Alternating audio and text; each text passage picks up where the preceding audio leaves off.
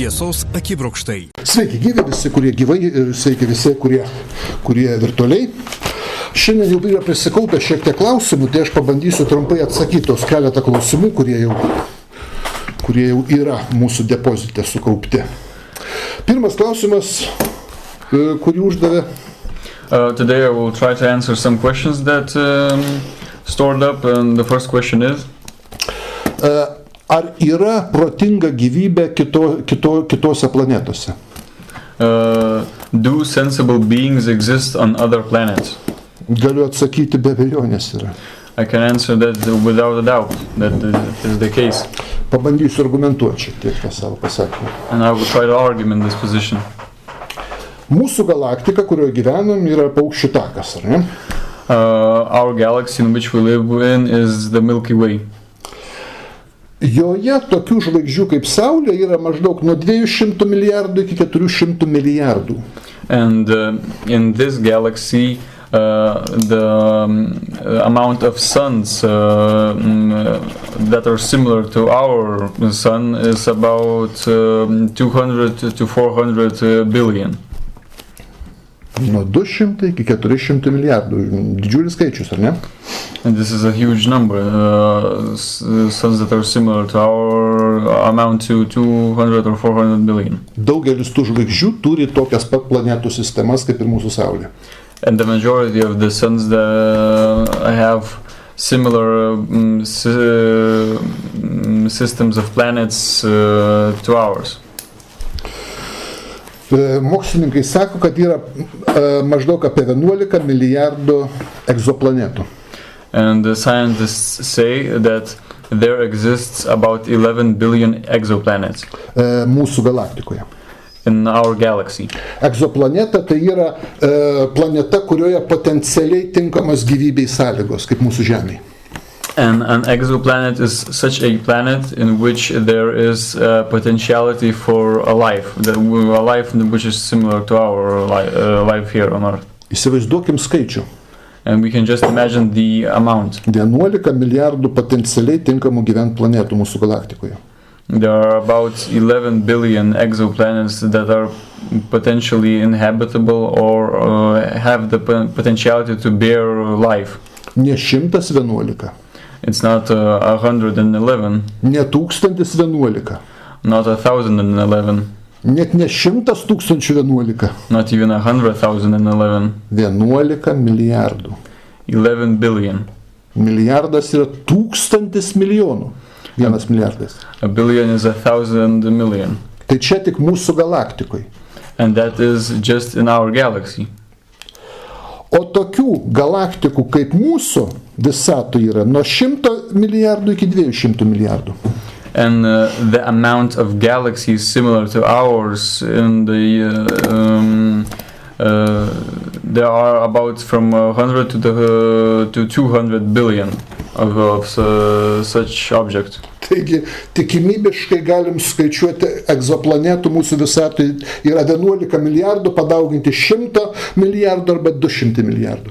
And to count to get a probability, we would have to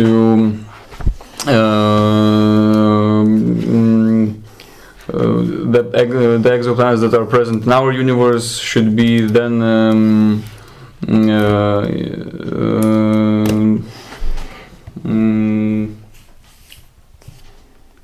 multiplied by the number of galaxies.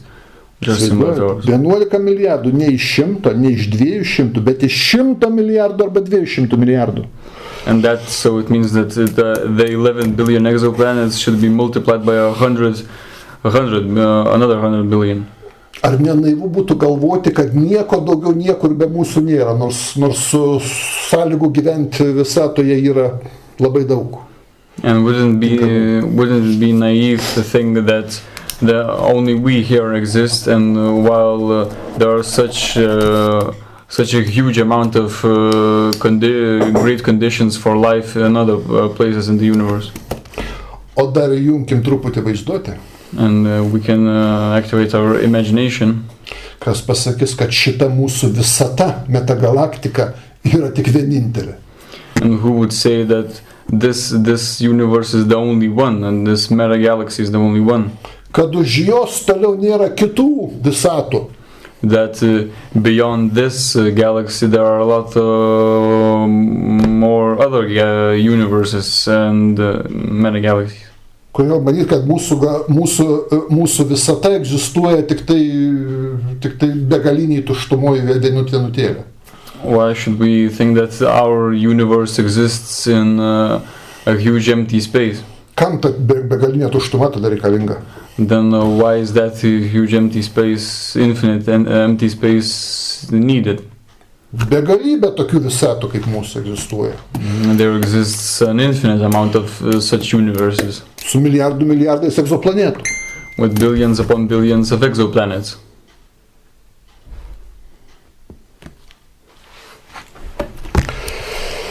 Štai koks yra įdomus dalykas. Dar labiau įtraukiam į vaizduotę į šitą dalyką. And this is the case, and we can even imagine a few other things. Kodėl turėtume manyti, kad protinga gyvybė būtinai turi būti panaši į mus? Why do we think that a sensible being must be similar to us? Kodėl turi manyti, kad protingai gyvybė arba apskritai gyvybė atsirasti reikalingas tokios sąlygos kaip mums?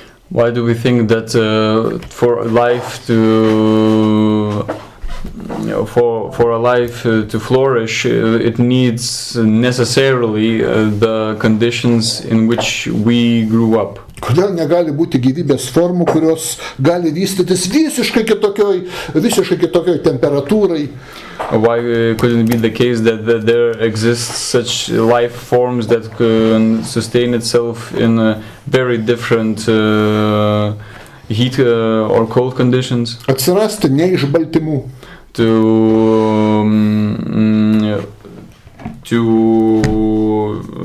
pop up from proteins. Kitkuo maitintis ar gerti negu kad mūsų gyvybė. Why couldn't that different life form eat the different materials, drink different things? Visai realu, kad ir Marse ir Mėnuly galbūt gyvena tokios gyvybės formos. It is very real that such different life forms could live in Mars or on the moon. Kurios yra kokybiškai kitokios negu mūsų gyvybė. That are qualitatively different than our life forms. Todėl mes kol kas bent jau negalim jų aptikti.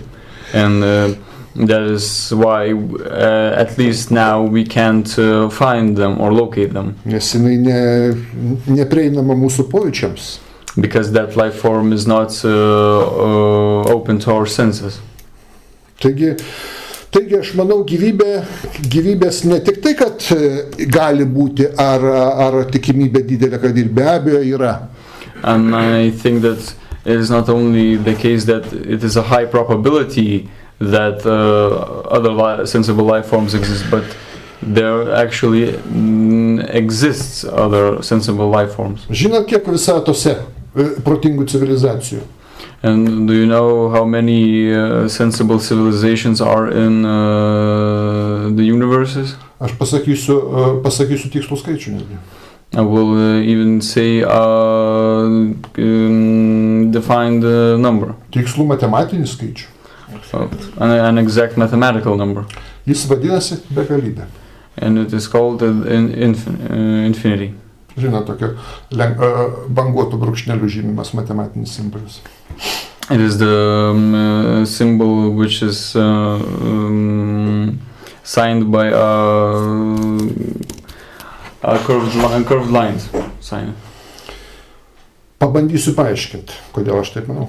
And I will try to explain why I think like this. Taigi mūsų visata, kaip matėte, yra milžiniška. And as you have seen, our universe is tremendous. O dabar įsivaizduokim, kad turime kažkokį kosminį laivą, kuris per sekundę skrenda milijardas tenai šviesmečių atstumu.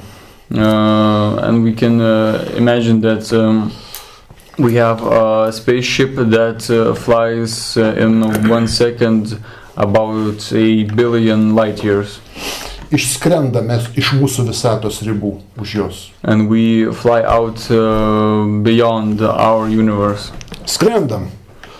And we fly and fly. Sekundė, milijardai šviesmečių, dar sekundė, dar milijardai šviesmečių, dar sekundė, dar milijardai šviesmečių.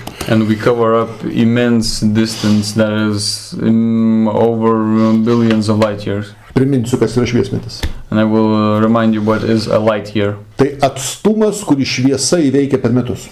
It is the distance that the light travels in a year.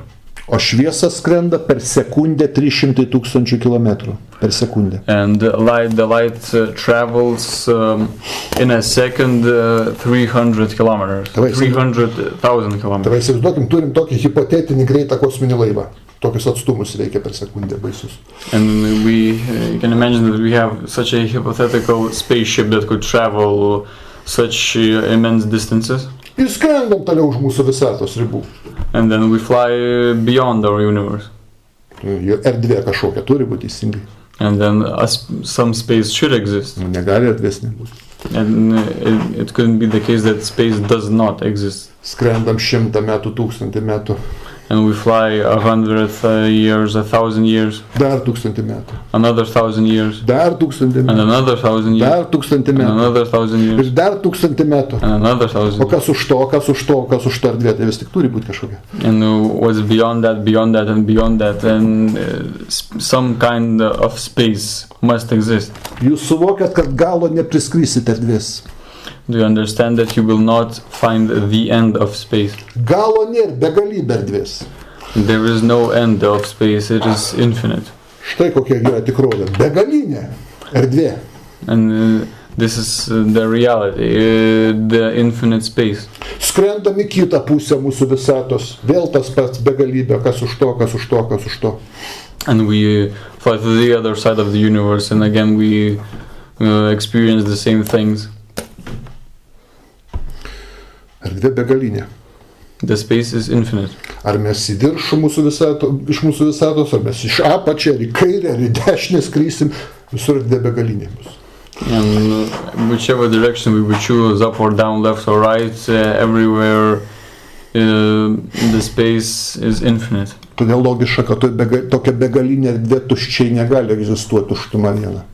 And so it is logical that in such a huge space it could not be the case that only nothing exists. Joje turi egzistuoti visatos.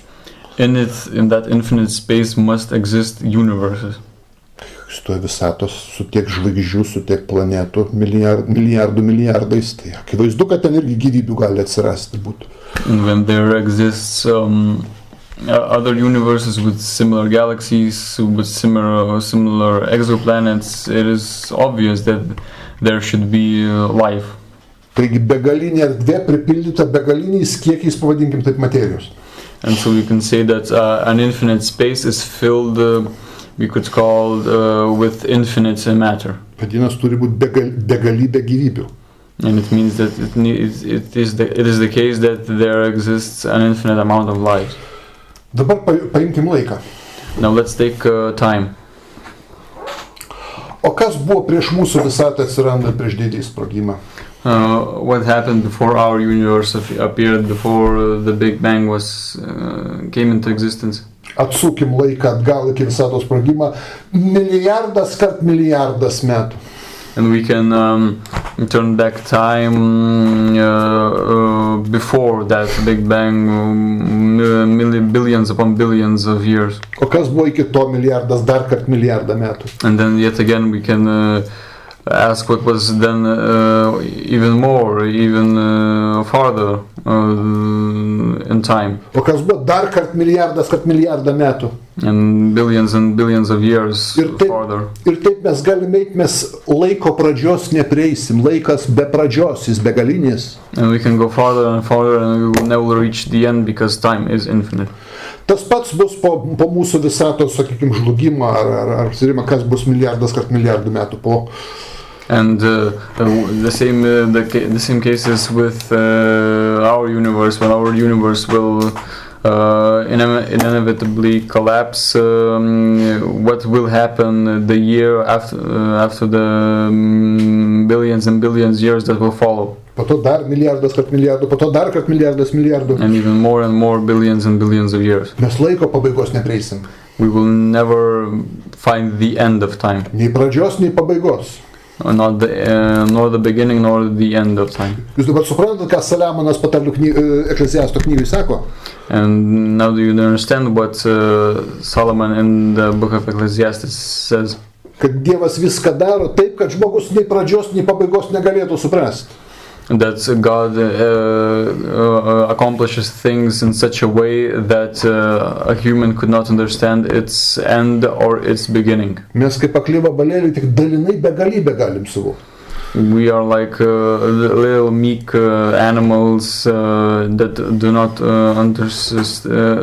only can primitively understand the infinity. Mūsų vaizduotė tiesiog jos neapima. Our imagination cannot comprehend the infinity. Nesuvokia begalybės. It cannot understand the infinity. Netalpina į save begalybės. It cannot settle infinity in oneself. Taigi laikas ir erdvė begaliniai. And so space and time are infinite. Jeigu laikas begalinis, o kas buvo toj tuštumoj prieš daug metų, kai mūsų visatos nebuvo? And if time is infinite, what was present in those billions and billions of years before our Big Bang? Tuštuma nieko, tuščia erdvė egzistavo. And there existed nothing, only empty space. Buvo pasaulyje visatos, kurios atsiranda, egzistuoja milijardus metų, žlunga, atsiranda naujos. But there were universes that grew up, reached their peak and then collapsed. O jeigu atsiranda visatos, tai be abejo jos atsiranda ir gyvybė. And when universes appear, without a doubt, life appears.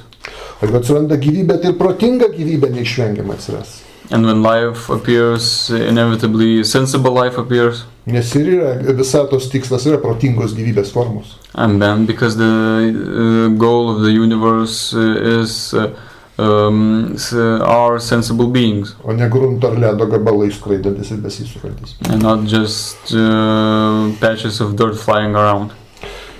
Taigi matot, begalybė visur, jeigu begalybė laike, begalybė erdvė, tai ir begalybė gyvybės civilizacijų. And if there is an infinite time, infinite space, so there is also an infinite amount of lives. Dar toliau pasižiūrėkim, dar giliau pažiūrėkim, filosofiškiau. And now let's even look deeper, further, in a more philosophical way. Kiekvienas daiktas pas mus susideda iš molekulių. Every object is built up from molecules. Molekulės susideda iš atomų. Molecules are made up of atoms. Atomai susideda iš kitų elementarių dalelyčių. And the atoms are made up of other elementary particles. Tos savo ruožu dar iš kitų elementarių dalelyčių.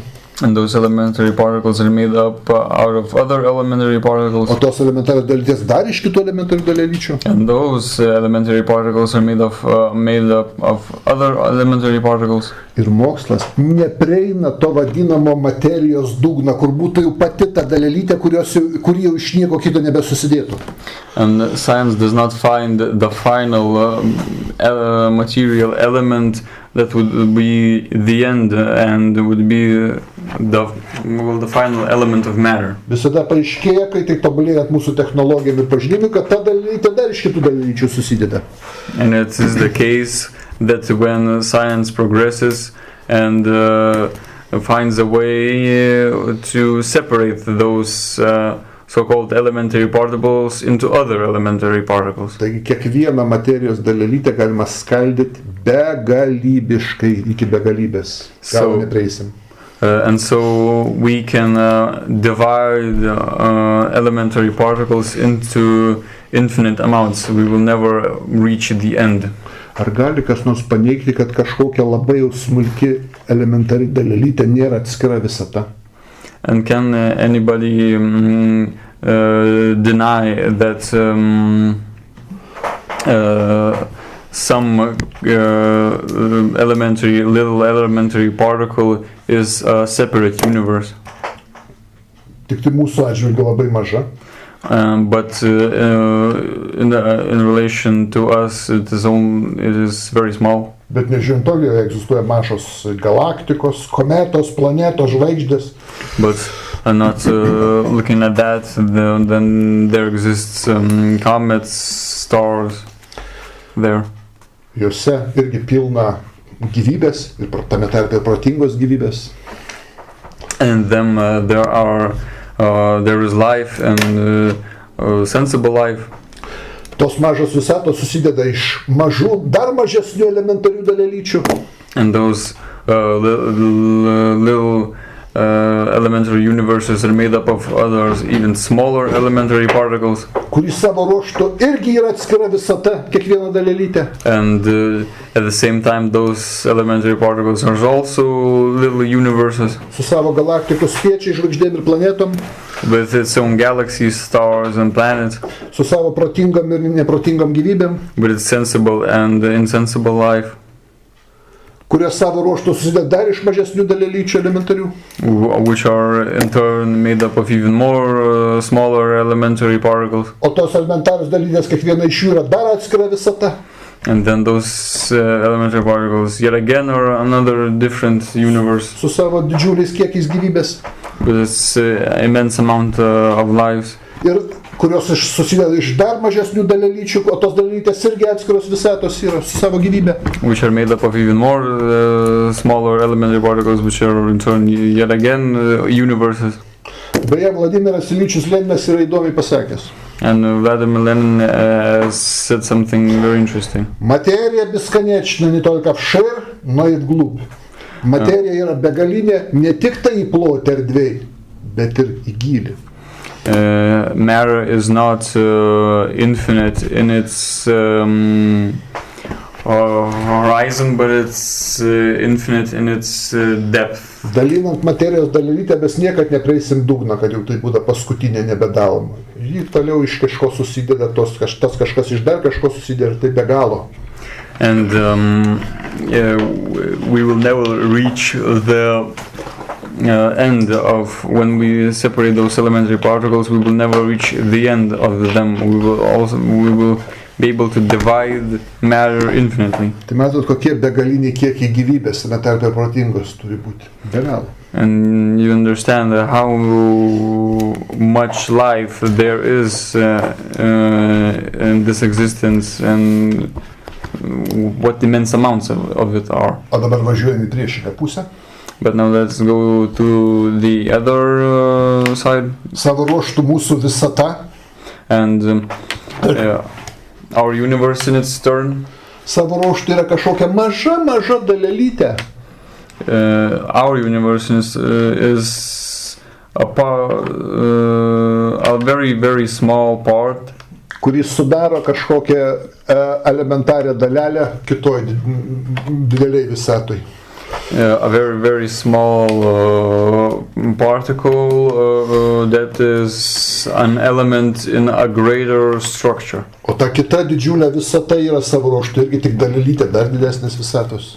And then that structure is again in turn a part of even greater structure of a greater universe. Ir tai be galo. And so in this fashion infinitely. O dabar pažiūrėkim į gyvybės formų įvairovę. And we can look at the difference of them life forms. Pažiūrėkim į mažytį taškelį mūsų visatoj, Žemę. And we can look at the very small point, the earth. Kokia įvairovė gyvų būtybių. What an immense variety of life forms there exist in it. Kiek rūšių, kiek klasių, kiek pogrupių. How many genuses of animals are there? Šiandien egzistuoja ne mažiau milijono vabzdžių rūšių skirtingų. And today exists more than 1 million types of insects. Nuo vienaląsčių iki žinduolių. from very simple from very simple cells to mammals. From very simple cells to mammals. O šitoj mažo žemėje protinga gyvybė paėmėm kokia įvairi. And even the sensible life on this planet is very varied. 10 rasių.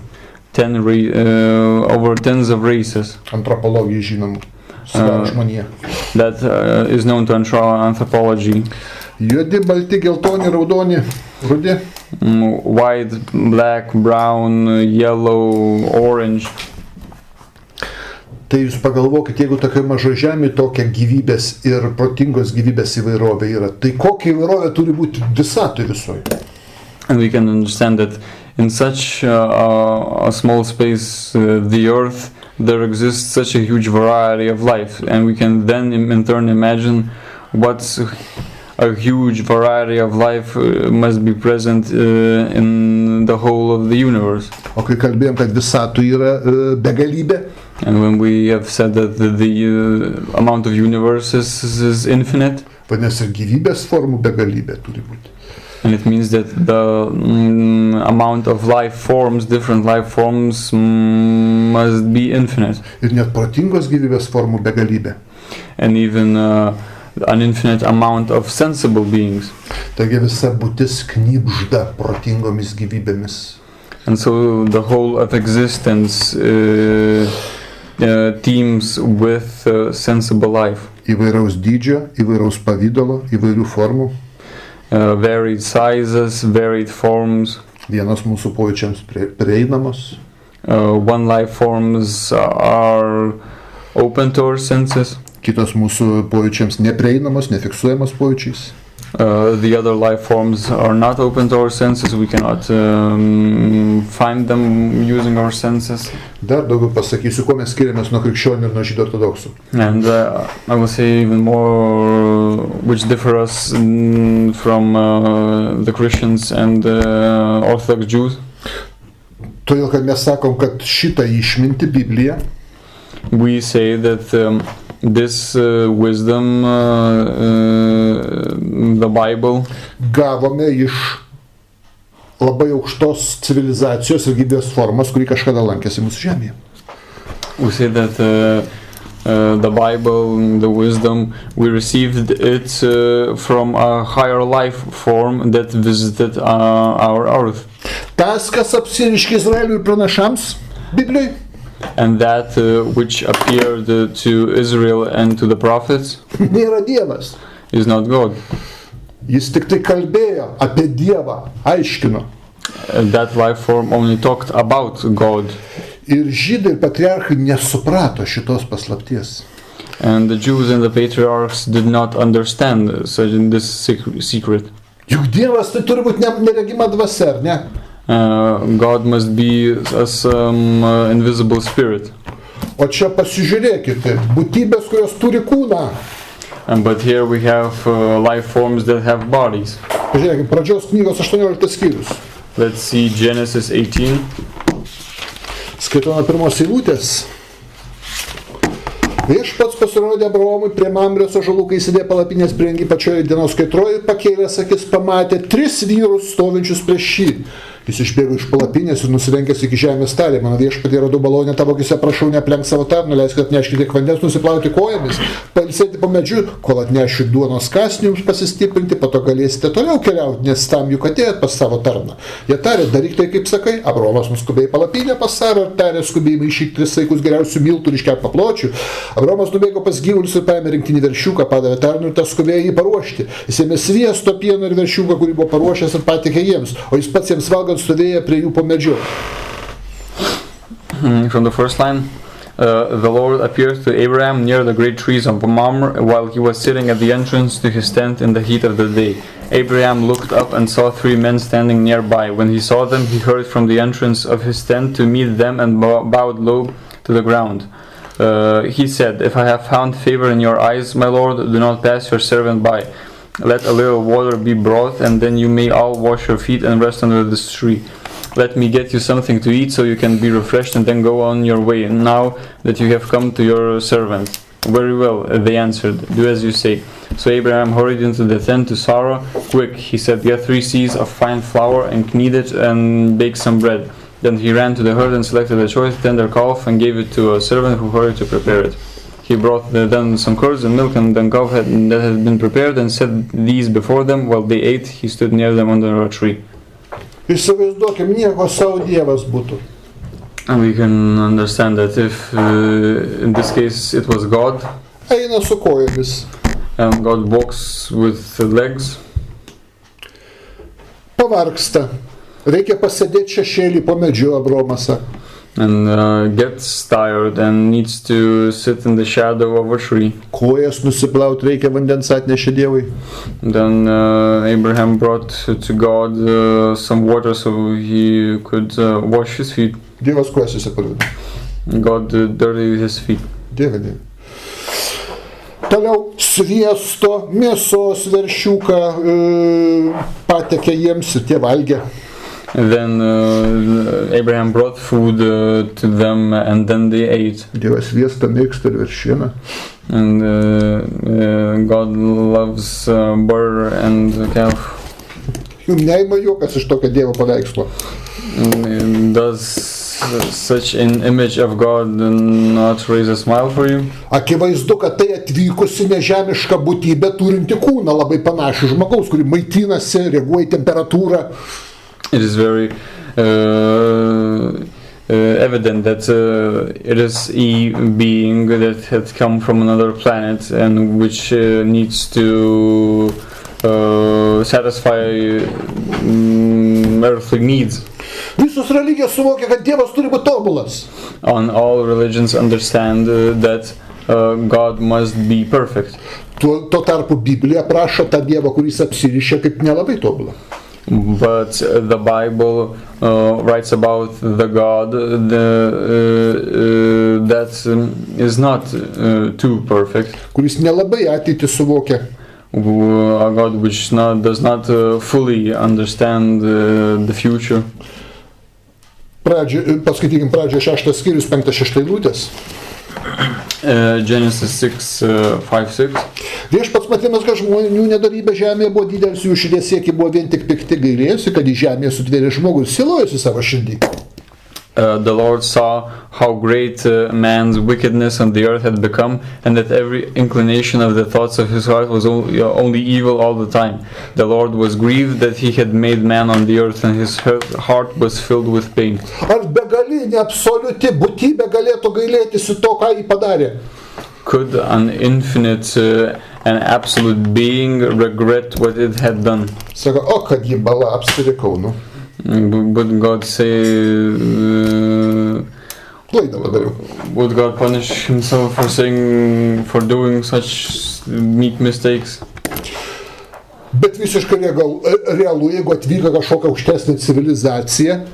But this is very explainable if a higher civilization came. Genų inžinerijos būdų kūrė gyvybę ir protingą gyvybę. And by engineering of genes tried to make a sensible life. Kai kas labai gerai, kai kas nelabai pavyko. And some things were successful, other things were not so successful. Tada Biblija atsistoja į savo vietas, tampa logiška ir ne mistiška, ne pasakų knyga. And then the Bible is then very easily explainable and it's no longer a mystical book of stories. Taip pat pasižiūrėkime pradžios 11:5. We can also see Genesis 11:5. Viešpats nužengė pažiūrėti miesto ar bokšto, kurį žmonės statė. But the Lord came down to see the city and the tower that the men were building. Sakykit, brangieji, ar visažiniam, tobuliausiam Dievui absoliutų reikėtų nužengti žemę iš arti pasižiūrėti, ką jie ten daro? And would a absolute being, all-knowing being, absolutely perfect being, would it need to come down and see from up close what the people are doing? Dievas turi žinoti, dar jiem net nepradėjus statyti, kas ir kaip bus, kur nieko nereikia iš arti žiūrėti. Jis visur. God would know before the building was even started what will happen. Bet jeigu kažkur Žemės atmosferai ar kosmose sukasi aplink Žemę kažkoks ateivių laivas kosminis, but if near Earth there exists some kind of alien spaceship, ir iš jos stebi žmoniją, and from it the humans are watched, ir kad geriau išsiaiškinti kažkokią detalę reikia jiem, vien per žiūronus nenustatysi, reikia tiesiog atvykti arti pasižiūrėti. And when you want to see in detail what is happening, it's not enough to just watch through the binoculars, you must go and see from up close. Tada logiška, ar ne? Then everything is logical. Pažiūrėkim, 1 Samuelio 15:35. 1 Samuel 15:35. Sako, Samuelis iki mirties nebematė Saulius, tačiau Samuelis sudėdė Saulius ir viešpats gailėjosi padarė Saulių Izraelio karaliumi. Until the day Samuel died, he did not go to see Saul again, though Samuel mourned for him. And the Lord was grieved that he had made Saul king over Israel. Ar Dievas galėjo nežinot, kas bus su Saulium? And couldn't God know what will happen with Saul? Kad tik kai Saulius padarė klaidas, nusidėjo, tada pradėjo gailėtis. Dieve, kam aš jį paskiriau karalium? Nereikėtų daryti. And then only later when Saul would commit sins, only then God would understand what he had done. Ar šita būtybė, kurią prašo Biblija, gali būti Dievas? And can this being which is written about in the Bible be God? Ne, tai gali būti labai aukštai išsivyščiusi su civilizacijos aukštom technologijom, bet ne absoliuti. It can be a high civilization, alien civilization, but not an absolutely perfect civilization or beings. Pradžios 18 skyrius. Genesis 18. 20-21 eilutės. 20-21. Sako, viešpats tarė, Sodomos ir Gomoros šauksmas yra garsus, o jų nuodėmė labai sunki. Aš nusileisiu ir pažiūrėsiu, ir nusikaltimą atitinka šauksmą pasiekusi mane. Jeigu ne, aš sužinosiu. Then the Lord said, the outcry against Sodom and Gomorrah is so great and their sin so grievous that I will go down and see if what they have done is as bad as the outcry that has reached me. If not, I will know. Ar gali būti taip, kad Dievui liktai girdisi kažkoks aidas nuodėmėjimas Sodomos, bet tiksliai negali pasakyti, ką jie ten daro? Could it be the case that some kind of echo is heard by God, but he cannot fully discern what is actually said? Kad Dievui reikia nužengti arti ir sužinoti, tiksliai išsiaiškinti. And then in turn God needs to go up and closer and find out what is really the case there. Nėra Dievas šita būtybė. But it is obvious that such a being is not God. Tai įvyko senovai paleo kontaktas. And in the ancient times paleo contact was present. Atvyko į žemę aukštesnė būtybės. And a higher civilization, alien civilization came to earth, kurios apreiškė Dievą, visatos kūrėją. Which in turn revealed, made a revelation of God, of the universe's God.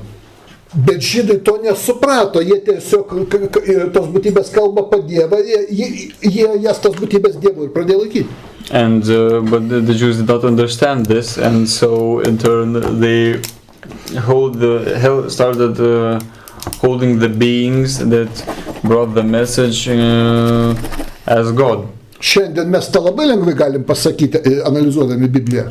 And we can say this, we can claim this very easily when from contemporary we interpret the Bible from the contemporary times. Bet senais laikais tai buvo sudėtinga.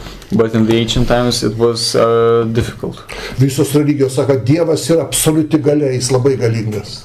And all the religions say that God is an absolute force and God is very strong. Galėjo sukurti dangų ir žemę. Could create the heaven and the earth. Ar ne? O šitas, kuris apsiriškia Bibliją, jisai silpnesnis fiziškai už žmogų. But this being that revealed itself in the Bible is weaker than a human. Turi labai stiprias, geras smegenis. It has a very strong mind. Bet nestiprius raumenis. But their muscles are not so strong. Gali būti Dievas toks. Can God be in such a way? Paskaitykime pradžios 32 skyrių. Let's read Genesis 32. 24-25 eilutės. 24-25. Taigi pradžios 32 skyrius, 24-25 eilutės. Jokūbas pasiliko vienas. Ten jis grūmėsi su vienu vyru iki aušros. Matydamas, kad neįstengė jo įveikti, tas vyras smogė Jokūbui į šlaunį ir išnarino Jokūbui šlaunies sąnarį. So Jacob was left alone, and a man wrestled with him till daybreak. When the man saw that he could not overpower him, he touched the socket of Jacob's hip so that his hip was wrenched as he wrestled with the man. Neįveikė Jokūbą, Jokūbas fiziškai stipresnis už Dievą. And that God does not overpower Jacob. Jacob is stronger than God. Teologai sako, ai pasidavinėjo čia Dievas. Jis tai veikia, jis galingas, bet jis pasidavinėjo specialiai, nusileido. And theologians try to explain that if here is really God, then God was just giving up, was not fighting, not giving it all, was just acting. O kur dar tas faktas, kurį mes anksčiau aptarinėjom? And when we take into account the fact that we mentioned before, kur atvirai žydai ir patriarchai laiko tą būtybę Dievu, o rašte aiškiai pasakoma, kad yra angelas, ne Dievas. When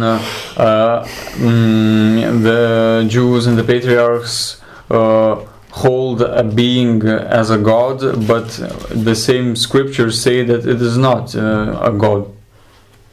Pažiūrėkim, Išėjimo 3:1-2. Exodus 3:1-2.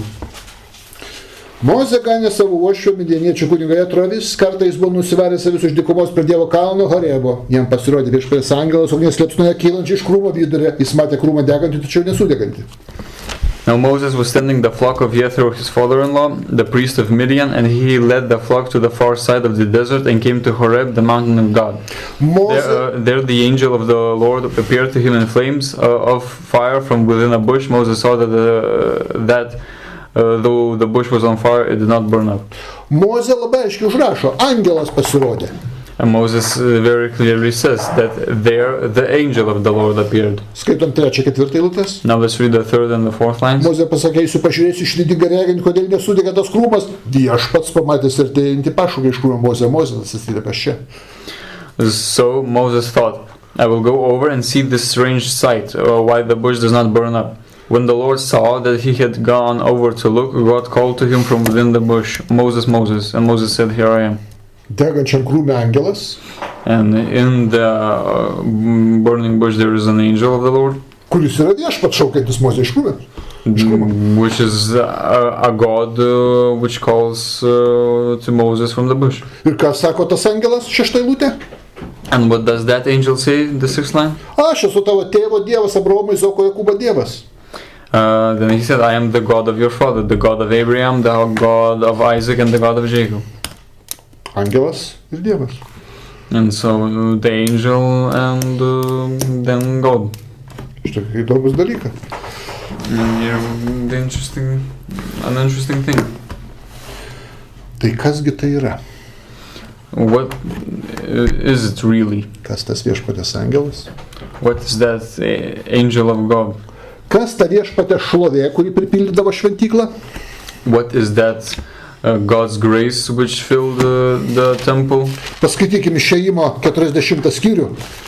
Let's read Exodus 40. 34-35 eilutė.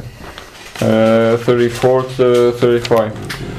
Kai visa buvo baigta, debesis apgaubė susitikimo palapinę ir viešpaties šlovė pripildė ją. Mozė negalėjo eiti į susitikimo palapinę, nes debesis buvo ant jos ir viešpaties šlovė buvo ją pripildžiusi. Then the cloud covered the tent of meeting, and the glory of the Lord filled the tabernacle. Moses could not enter the tent of meeting because the cloud had settled upon it, and the glory of the Lord filled the tabernacle. Atkreipkite dėmesį, čia nesako, kad Dievas atėjo gyventi į šventyklą. And we must take notice that it is not said that God came to live in the temple. Atėjo į šventyklą Kavod Adonai, viešpaties šlovė. But Kavod Adonai entered the temple, the glory of the Lord. Žiūrėkim tas pats, 1 Karalių 8. You can see 1 Kings 8. Paskaitykim 10-11 eilutes. The 10th and 11th lines. Mes skaitėm apie Mozės meškaną. We read about the Moses Meshkana. O dabar paskaitykim Beit Amikdaš. Now let's read about Beit Amikdash. Apie viešpatės šventyklą. About the temple of the Lord. Taigi skaitau. Kunigams išėjus iš šventyklos debesis pripildė viešpatės namus. Taip, kad kunigai nebegalėjo tarnauti dėl debesies, nes viešpatės šlovė pripildė viešpatės namus. When the priests withdrew from the holy place, the cloud filled the temple of the Lord, and the priests could not perform their service because of the cloud, for the glory of the Lord filled his temple. Taigi vėl nesako, kad Dievas apsigyveno šventykloj. And yet again, it is not said that God is in the temple. Sako, kad Kavod Adonai apsigyveno šventykloj. And it is said that Kavod Adonai is present in the temple. Viešpatės šlovė. The glory of the Lord. Dabar geras klausimas, kas yra ta viešpatės šlovė tada? But then a great question is, what is that glory of the Lord? Taip ortodoksų kabalistai vadina šina. Which is called Shina by the Orthodox Kabbalists. Atsakymas yra Ezechielio 1 skyriuje. The answer is in Ezekiel's first chapter. Nuo 26 iki 28 eilutės. 26-28. Virš skliauto, kuris buvo virš jų galvų, mačiau lyg sosto iš safyro ant jo sėdinčiai žmogų panašią būtybę. Būtybė nuo asmens aukštyn ir žemyn spindėjo lyg gintaras, lyg ugnies liepsnos, lyg lankas, kuris pasirodo debesyse lyjant, jį supa spindėjimas. Tai buvo viešpatės šlovės pasirodymas. Above the expanse over their heads was what looked like a throne of sapphire, and high above on the throne was a figure like that of a man. I saw that from what appeared to be his waist up, he looked like a glowing metal, as if full of fire, and that from there down he looked like fire, and brilliant light surrounded him. Like the appearance of a rainbow in the clouds on a rainy day, so was the radiance around him. This was the appearance of the likeness of the glory of the Lord. When I saw it, I fell face down and I heard the voice of one speaking. Čia Ezekielis aprašo viešpatės šlovę, Kavod Adonai. And here Ezekiel writes about the Kavod Adonai here, about the glory of the Lord. Visas pirmas skyrius aprašo tą Kavod Adonai. The whole of the first chapter talks about the glory of the Lord. Ir jeigu įdėmi perskaityt visą pirmą skyrius, pamatysite, kad tai skraidantis aparatas. And if you attentively read the whole of the first chapter, you will understand that it is a flying machine. Burzgantis. That releases sound from it. Skrendantis. A flying one. Turintis ratus. A machine that has wheels. Turintis sparnus, kurie neplasnoja, kaip lėktuvas. And it has wings that do not move like a bird because it is a plane. Viršuj stiklinė peršviečiama kabina. And up high is there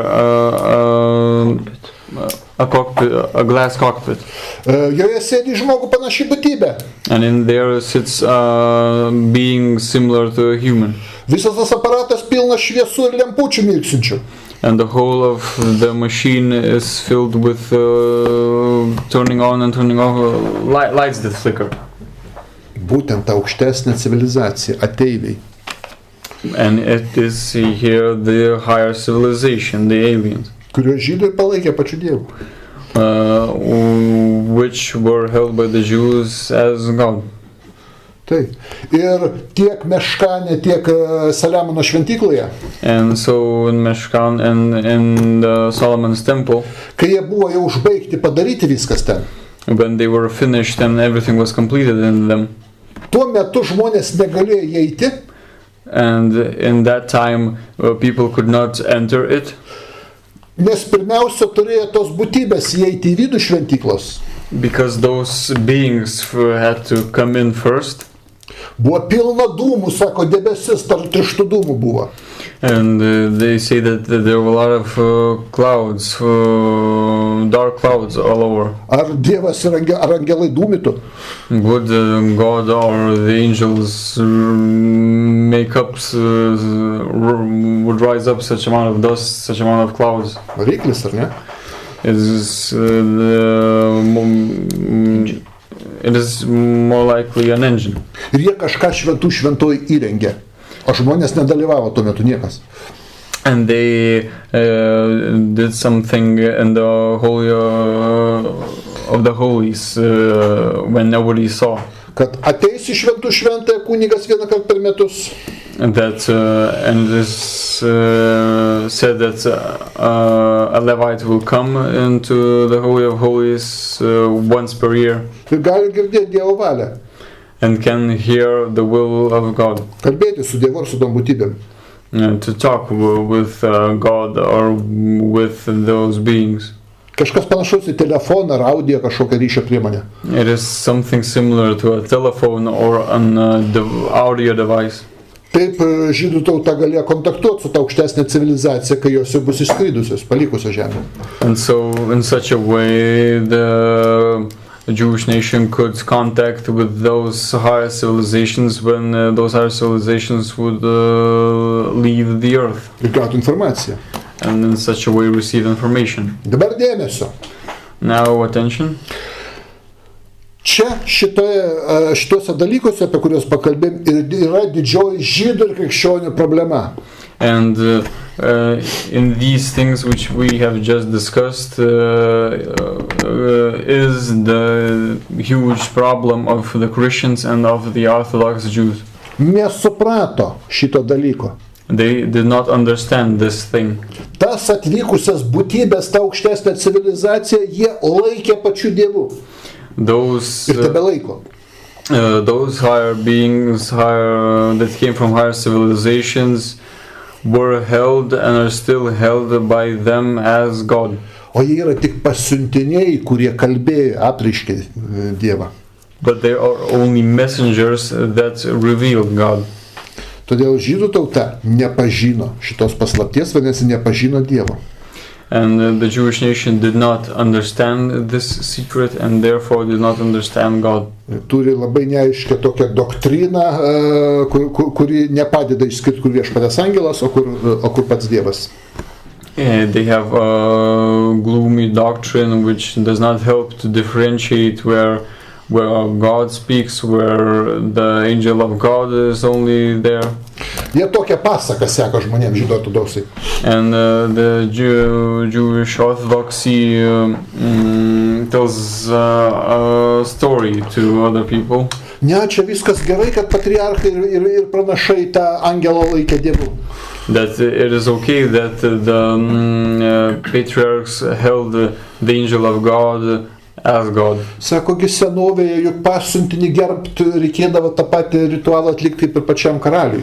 And they say that in the ancient times when you should have respected a messenger in the same fashion as the king that sent the messenger. Šitą mokymą jau ne šaliacho doktrina. And this teaching they call the Shaliach doctrine. Pasiuntinio doktrina, apaštalo doktrina. The doctrine of a messenger. Iš istorijos galiu pasakyti, yra absurdas. Niekada to nebuvo niekur istorijai. And from history I can say that this is absurd because this was not the case anywhere in history. Pasiuntinį niekada karališkos garbės netikė. The messengers did not receive anywhere the same glory and respect as the kings themselves. Kaip ir šiais laikais, taip ir senovės laikais ambasadoriui vienoks ritualas, o karaliui arba valstybės vadovui kitoks. And until the same thing stayed until these times when there are different rituals when a country accepts a president and only a diplomat. Taigi, jie neteisingai nuo pat pradžių suprato šitą doktriną. And they misunderstood this doctrine from the beginning. O iš jų neteisingai paėmė krikščionis šitą mokymą. And then Christians took up this misunderstanding. Tai yra didelis mitas galvoti taip. So it is a huge myth to think kad žydai pažįsta Dievą. That the Jews understand God, know God. Biblija sako, kad žydai Dievo nepažįsta. The Bible says that the Jews do not understand God. Šitas prakeiktas kultas mokina žmonės, kad tik žydai Dievą pažįsta. Biblija sako, žydai Dievo nepažįsta. And this cult says that the Jews understand the God, but the Bible says that they do not. Cituoju aiškius tekstus, kurie tą sako. And I am quoting the texts that say this. Izaijo 1:3. Isaiah 1:3. Jautis pažįsta savo savininką ir asilas savo šeimininką ėdžias, bet Izraelis nepažįsta, mano tauta nesupranta. The ox knows his master, the donkey his owner's manger, but Israel does not know, my people do not understand. Jų velnio Talmudas sako, kad žydam davė daugiau už kitas tautas ir jie pažįsta Dievą, visos kitos tautos jiems žydų. And their Talmud claims that only the Jews know God, but other nations must come to the Jews, and by that action it is the only way for other people to know God. Tuo tarpu šventas raštas, Dievo įkvėptas. Meanwhile, the Holy Scriptures, o ne šunrabinių rašytas. The Holy Scriptures that are inspired by God and not written by rabbis, sako, kad žydai nepažįsta Dievo. Says that the Jews do not understand God. Tai Izaijo 1:3. And so Isaiah 1:3. Izaijo 5:13 dabar pažiūrėkim. Now let's see Isaiah 5:13. Todėl mano tauta bus ištremta, nes neturi pažinimo. Therefore my people will go into exile for lack of understanding. Tai kodėl žydus vis tremia iš savo tėvynės? And why are Jews exiled in exile from their homeland? Nes neturi pažinimo. Because for lack of understanding. Ko jie nepažįsta? Relativumo teorijos? And what do they not understand? Don't they understand the theory of relativity? Genų inžinerijos? The engineering of genes? Ne, Dievo. No, it's because they do not understand God. Važiuojam toliau. Well, let's continue. Izaijo 6:9. Isaiah 6:9. Jis atsakė, eik ir sakyk šitai tautai, ir toliau girdėkit, bet nesupraskit, ir toliau žiūrėkit, bet nematykit. He said, go and tell this people, be ever hearing, but never understanding, be ever seeing, but never perceiving. Žydų tauta žiūri į šventą raštą, skaito, bet nemato. And the Jewish nation sees the Holy Scriptures, but they do not understand or perceive it. Girdi pranašų žodžius, bet nesupranta. They hear the voices of the prophets, but do not understand them. Ta sako Izaijas. And this is said by Isaiah. Izaijo 27:11. Isaiah 27:11. Kai jo šakos nudžius, atėjusios moteris jas nulauš ir sudegins, tai tauta neturinti supratimo, todėl jos kūrėjas nepasigailės ir nesuteiks jai malonės. When its twigs are dry, they are broken off, and women come and make fires with them. For this is a people without understanding. So their maker has no compassion on them, and their creator shows them no favor. Dar kartą cituoju, tauta neturinti supratimo, žydai. And I quote again, for this is a people without understanding. Biblija tą rašo. And the Bible says it. Jie ginčiasi su Biblija, ne, mes turim, ar ne? And then they dispute with the Bible. They say that they claim that they have Ir sako, todėl jos kūrėjas nepasigailės ir nesuteiks į malonės. And this is why it is said so their maker has no compassion on them and their creator shows them no favor. Svaigsta, kaip jie atėjus mesijai vergų turės išgojų daug. Jiem bus pasaulis atiduotas valdyti. And then they satisfied themselves with ideas that when Messiah will come, they will have slaves from the Gentile, a huge amount of slaves from the Gentile nations. Gerai pasirašė savo tai įsigimėliams skirtą knygą. And they really wrote that book well for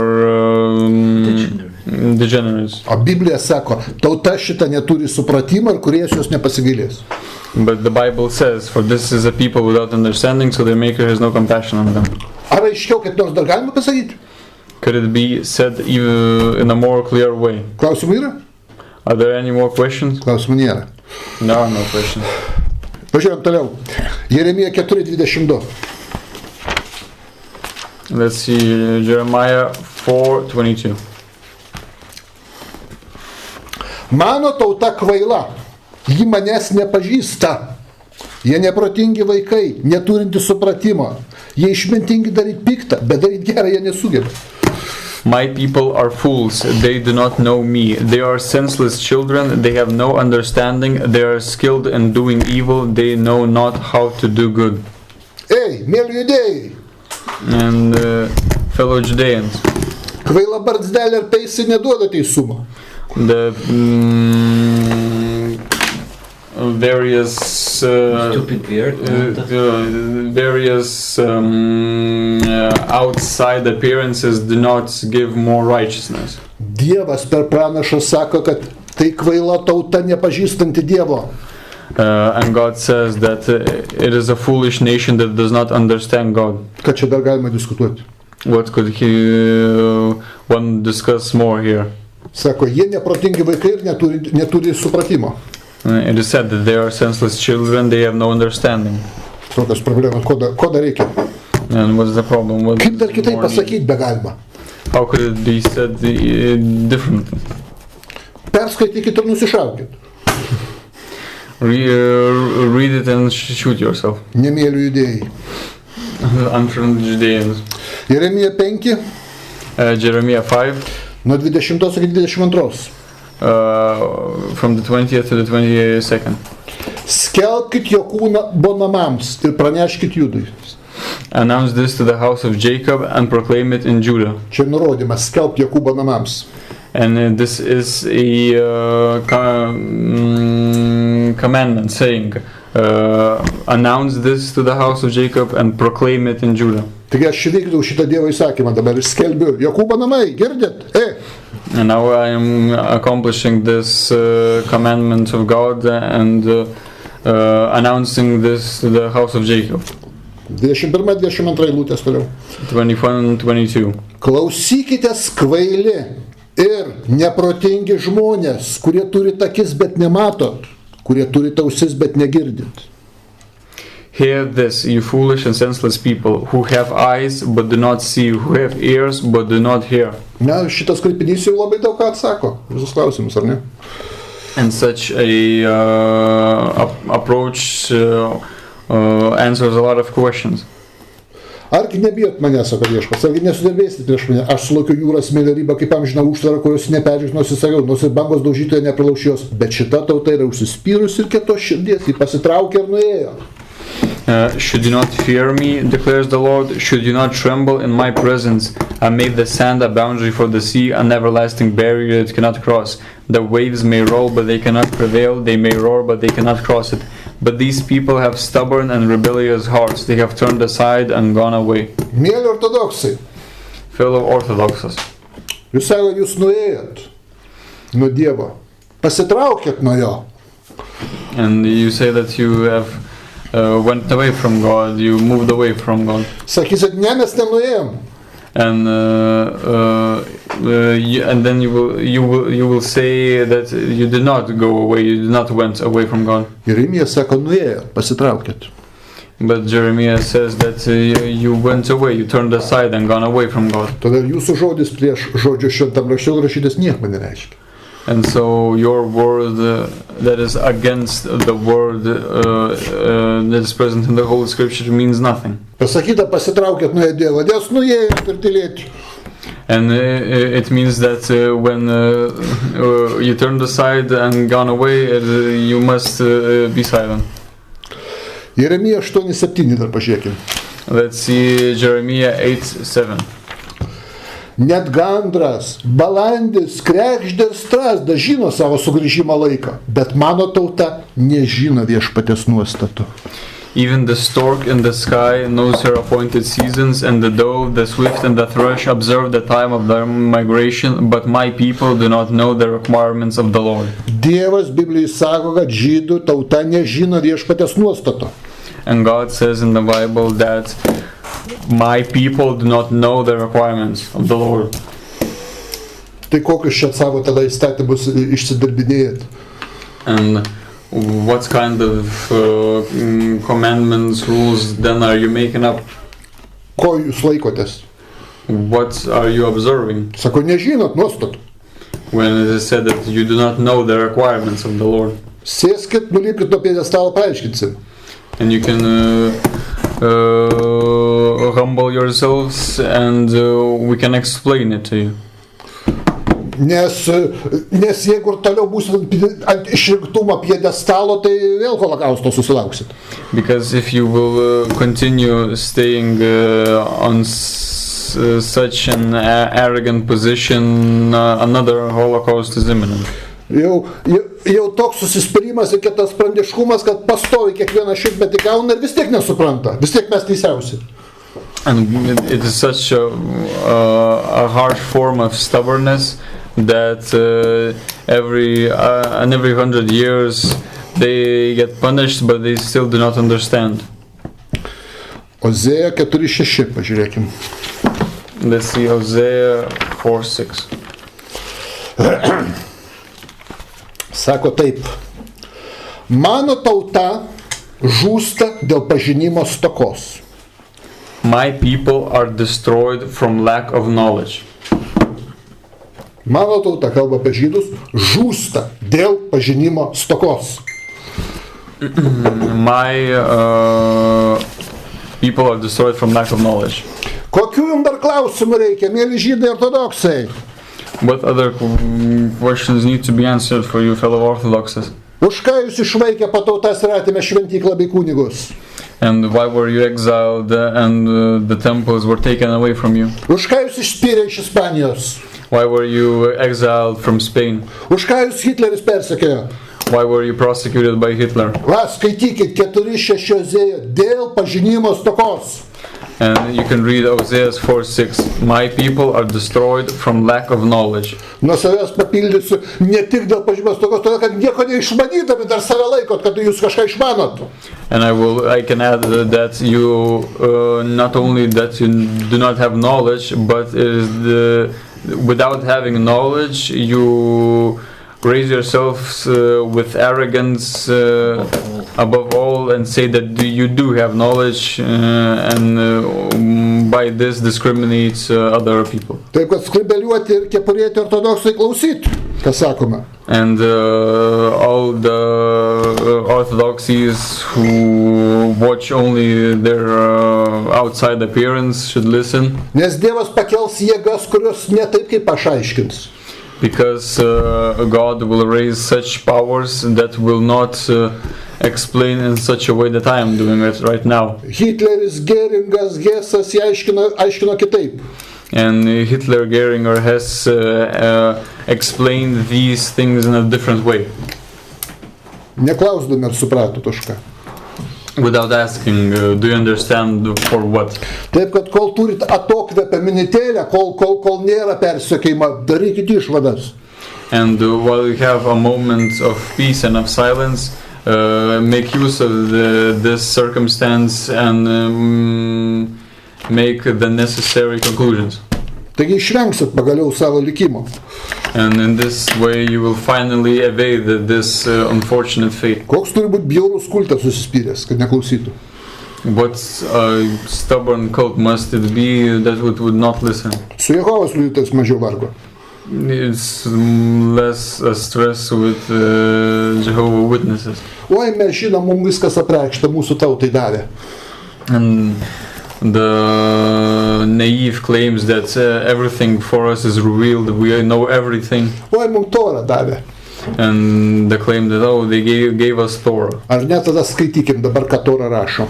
But then let's read what the Torah is talking about. Pakartoto įstatymo 32 skyrius, Deuteronomy 32, 28 eilutė. 28. Tai neišmintingi žmonės, neturinti supratimo. They are a nation without sense, there is no discernment in them. Pakartoto įstatymo 31 skyrius, The Deuteronomy 31, 29 eilutė. 29. Aš žinau, čia Mozė kalba. Mošė Rabeinu, kaip jūs sakot. And here in the 29th, Moses speaks. Aš žinau, kad man mirus, jūs elgsitės piktai ir greitai nukrypsite nuo kelio, kur jums nurodžiau. Vėliau jūs užgus nelaimės, kaip piktai elgdamiesi sukelsit viešpatės pyktį savo rankų darbais. For I know that after my death you are sure to become utterly corrupt and to turn from the way I have commanded you. In days to come disaster will fall upon you because you will do evil in the sight of the Lord and provoke him to anger by what your hands have made. Kas tai rankų darbai? And what are the things that your hands have made? Rabinų koras pradeda bliaut stabai. And the chorus of the rabbis say that this is the idols. Sako, beje, dabar mes nebedarom stabų, kažkada ten darėm. Dabar mes geri. And then they say that now they do not do idols, they do not make idols, and now they're good. Rankų darbai tai šita religija, kurią jūs susikūrėt. But the work of the hands is the religion that they have made up. Žmonių susikurta religija, kuri nutolo nuo Biblijos. A human-made religion that went away, turned away from the Bible. Ir baisiausias dalykas, pirmo įstatymo pažeidimas. And the most horrific thing is the breaking of the first commandment. Kur Dievo pasiuntinius ateivius pradėt laikyti pačiu Dievu. That when you started to hold as God the messengers of God. Susipinėt ir nušokot nuo proto su savo šariacho mokymais. And you misunderstood it and with your Shaliach doctrines. Klausykit, mėly kultelio šalininkai. And listen up, fellow members of the cult. Amoso 5 skyrius, 25-26 eilutės. Amos 5, 25-26. Šitą vietą labai daug kur neteisingai verčia. This place is often mistranslated.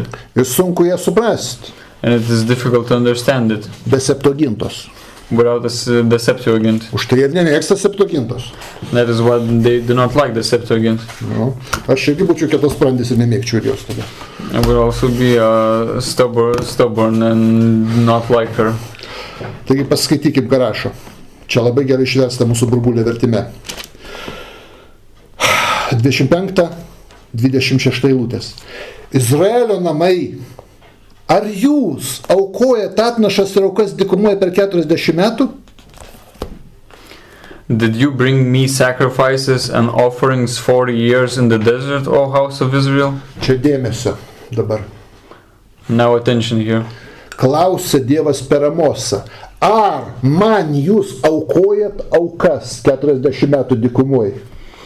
God here asks through Amos, did you bring me sacrifices and offerings 40 years in the desert? Taigi aukoja, visa Tora kalba, kaip žydai aukoja, ar kokias aukas aukodavo dykumoje. And they say, it is said that they did offer it, and a big part of the Bible says they did offerings. Kodėl jų klausė Dievas šito, juk aukoja? And why does God ask such a question when it's obvious that they did offer? Atsakymas sekančiai eilutei. But the answer is in the following line, 26. in the 26th one. Jūs nešiojate sikutą savo karaliaus ir kijūno žvaigždžių Dievo atvaizdus. You have lifted up the shrine of your king, the pedestal of your idols, the star of your God, which you made for yourselves. And or there is the other translation, lifted up Sakuth, your king, and Kaivan, your idols, your star gods.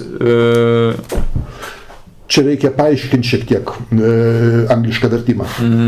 The English translation must be explained. Nes aš iš teisingo lietuviško vertimo skaitau. Because I'm reading from the right Lithuanian translation. Kijūnas pavadintas žvaigždžių dievu. The Kijun is called the god of stars. Septuaginta taip sako.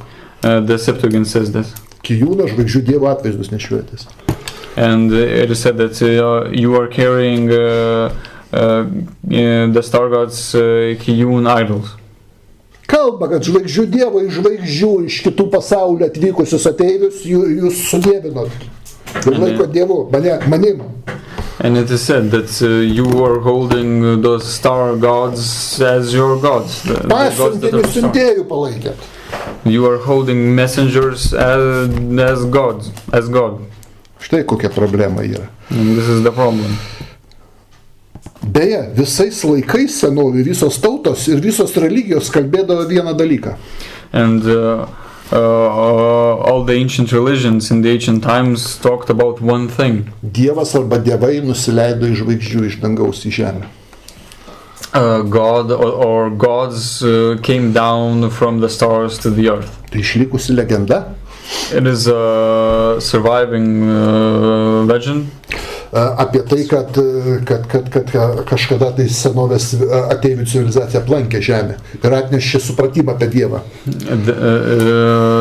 That there was a time when an ancient civilization visited Earth and brought understanding of God. Bet pagonių tautos tame tarpe ir žydų tauta. But the Gentiles and the Jewish nation sumaišė šitos du dalykus, jie nesuprato. Jie tos pasiuntinius, kurie kalbėjo apie Dievų ir palaikė. They mixed up these things and they held those messengers as gods. Šita problema krikščionybė ir judaizme pašiandien yra. And this problem is still present to this day in Christianity and in Judaism. Gerai, tiek šito klausimo aš jau užsikalbėjau. Antras klausimas yra. And here's and it's not for this question, then the other question. Pabandysiu kaip galima trumpiau. And I will try to answer that as briefly as I can. Klausia žmonės. The people ask. Kaip supras Danieliaus 12 skyrius 11-12 eilutės skaičius? How to understand the numbers that are present in Daniel's 11 in Daniel's 12. 11-12 eilutės. In Daniel's 12, 11-12. Nuo to laiko, kai kasdienį auką pašalins ir pastatys sunaikinimą pabaisą praeis 1290 dienų. Palaimintas, kuris laukia ir ištveria 1335 dienas. From the time that the daily sacrifice is abolished and the abomination that causes desolation is set up, there will be 1290 days. Blessed is the one who waits for and reaches the end of the 1335 days. Taigi, kaip suprantu, čia kalbama turbūt apie skaičių 1290 dienų ir 1335 dienas. And as I understand here, the question touches the numbers of 1229 days and 1335 days. Greitai atsakysiu. And I will briefly answer that. Čia kalba apie Antiocho Epifano laikus. Here it is talked about the Antioch Epiphan's times. Prisiminkit, kaip Sirų karalius Antiochas Epifanas įsiveržė, Egipto karalius Antiochas Epifanas įsiveržė į Palestiną, išniekino šventyklą, aukoja kiaulę šventojui. And we can remember how the Antioch Epiphan of Egypt attacked Palestine and desolated the temple, offered a pig there. Tai va, reiškia, atskaičiavimo pradžia, pradėkim kasdieninės aukos nutraukimas, kai buvo nutraukta kasdieninė auka šventyklai. And let's start the counting from the time when the daily sacrifice was abolished. Iš tikrųjų, Antiochas Epifanas nutraukė kasdieninę auką šventykloje 145 metais prieš mūsų erą. And the Antioch Epiphan did abolish the daily sacrifices 145 metais prieš mūsų erą. 145 before our era. Cheslevo mėnesį. in the month of Hisleb. Nutraukė. Galima apie tai paskaityti pirmą Makabėjų knygą, pirmas skyrius 54 eilutę. Aš iš lietuviškai paskaitysiu. We can read this in the first of Maccabee 1. Pirmas skyrius 54 eilutė. 54. 145 metų Kislevo mėnesio 15 dieną karalius pastatė sunaikinimo pabaisą ant deginamosios atnašos aukuro. Aukurai buvo statomi aplinkiniuose Juda miestuose. 145 for era in Kislev, month of Kislev, 15th day, the king puts up a beast of destruction on the sacrifice tomb, and other tombs were built around the periphery of the cities of Judah. Dabar 148 metais prieš mūsų erą. And in 148 before our era. Kislevo 25 dieną. In month of Kislev 25. Aukuras Jeruzalės šventykla buvo atstatytas. The sacrificial tomb was rebuilt in Jerusalem. Ir tą dieną žydai Jeruzalės šventyklą ant aukuro aukoja auką. And that day the Jews offered a sacrifice on that altar. Pirmą Makabėjų 4:52.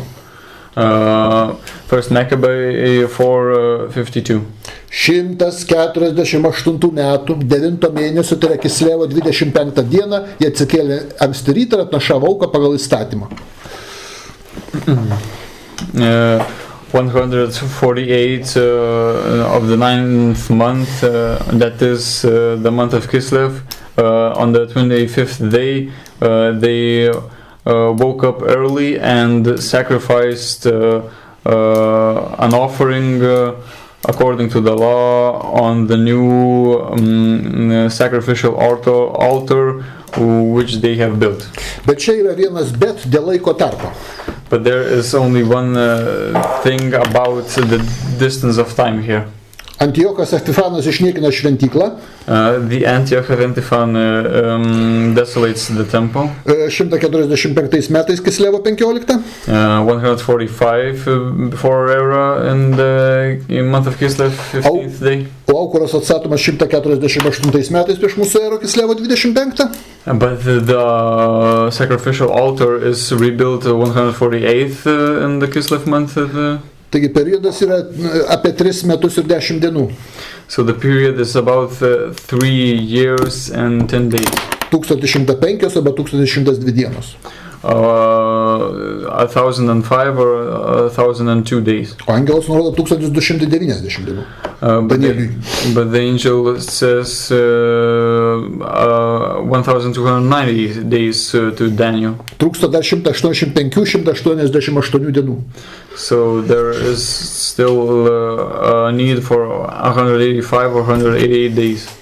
O dar yra skaičius kitas 1335 dienos Danieliaus. But there also is a number of 1335 days. Tai dar 45 dienų trūksta. And even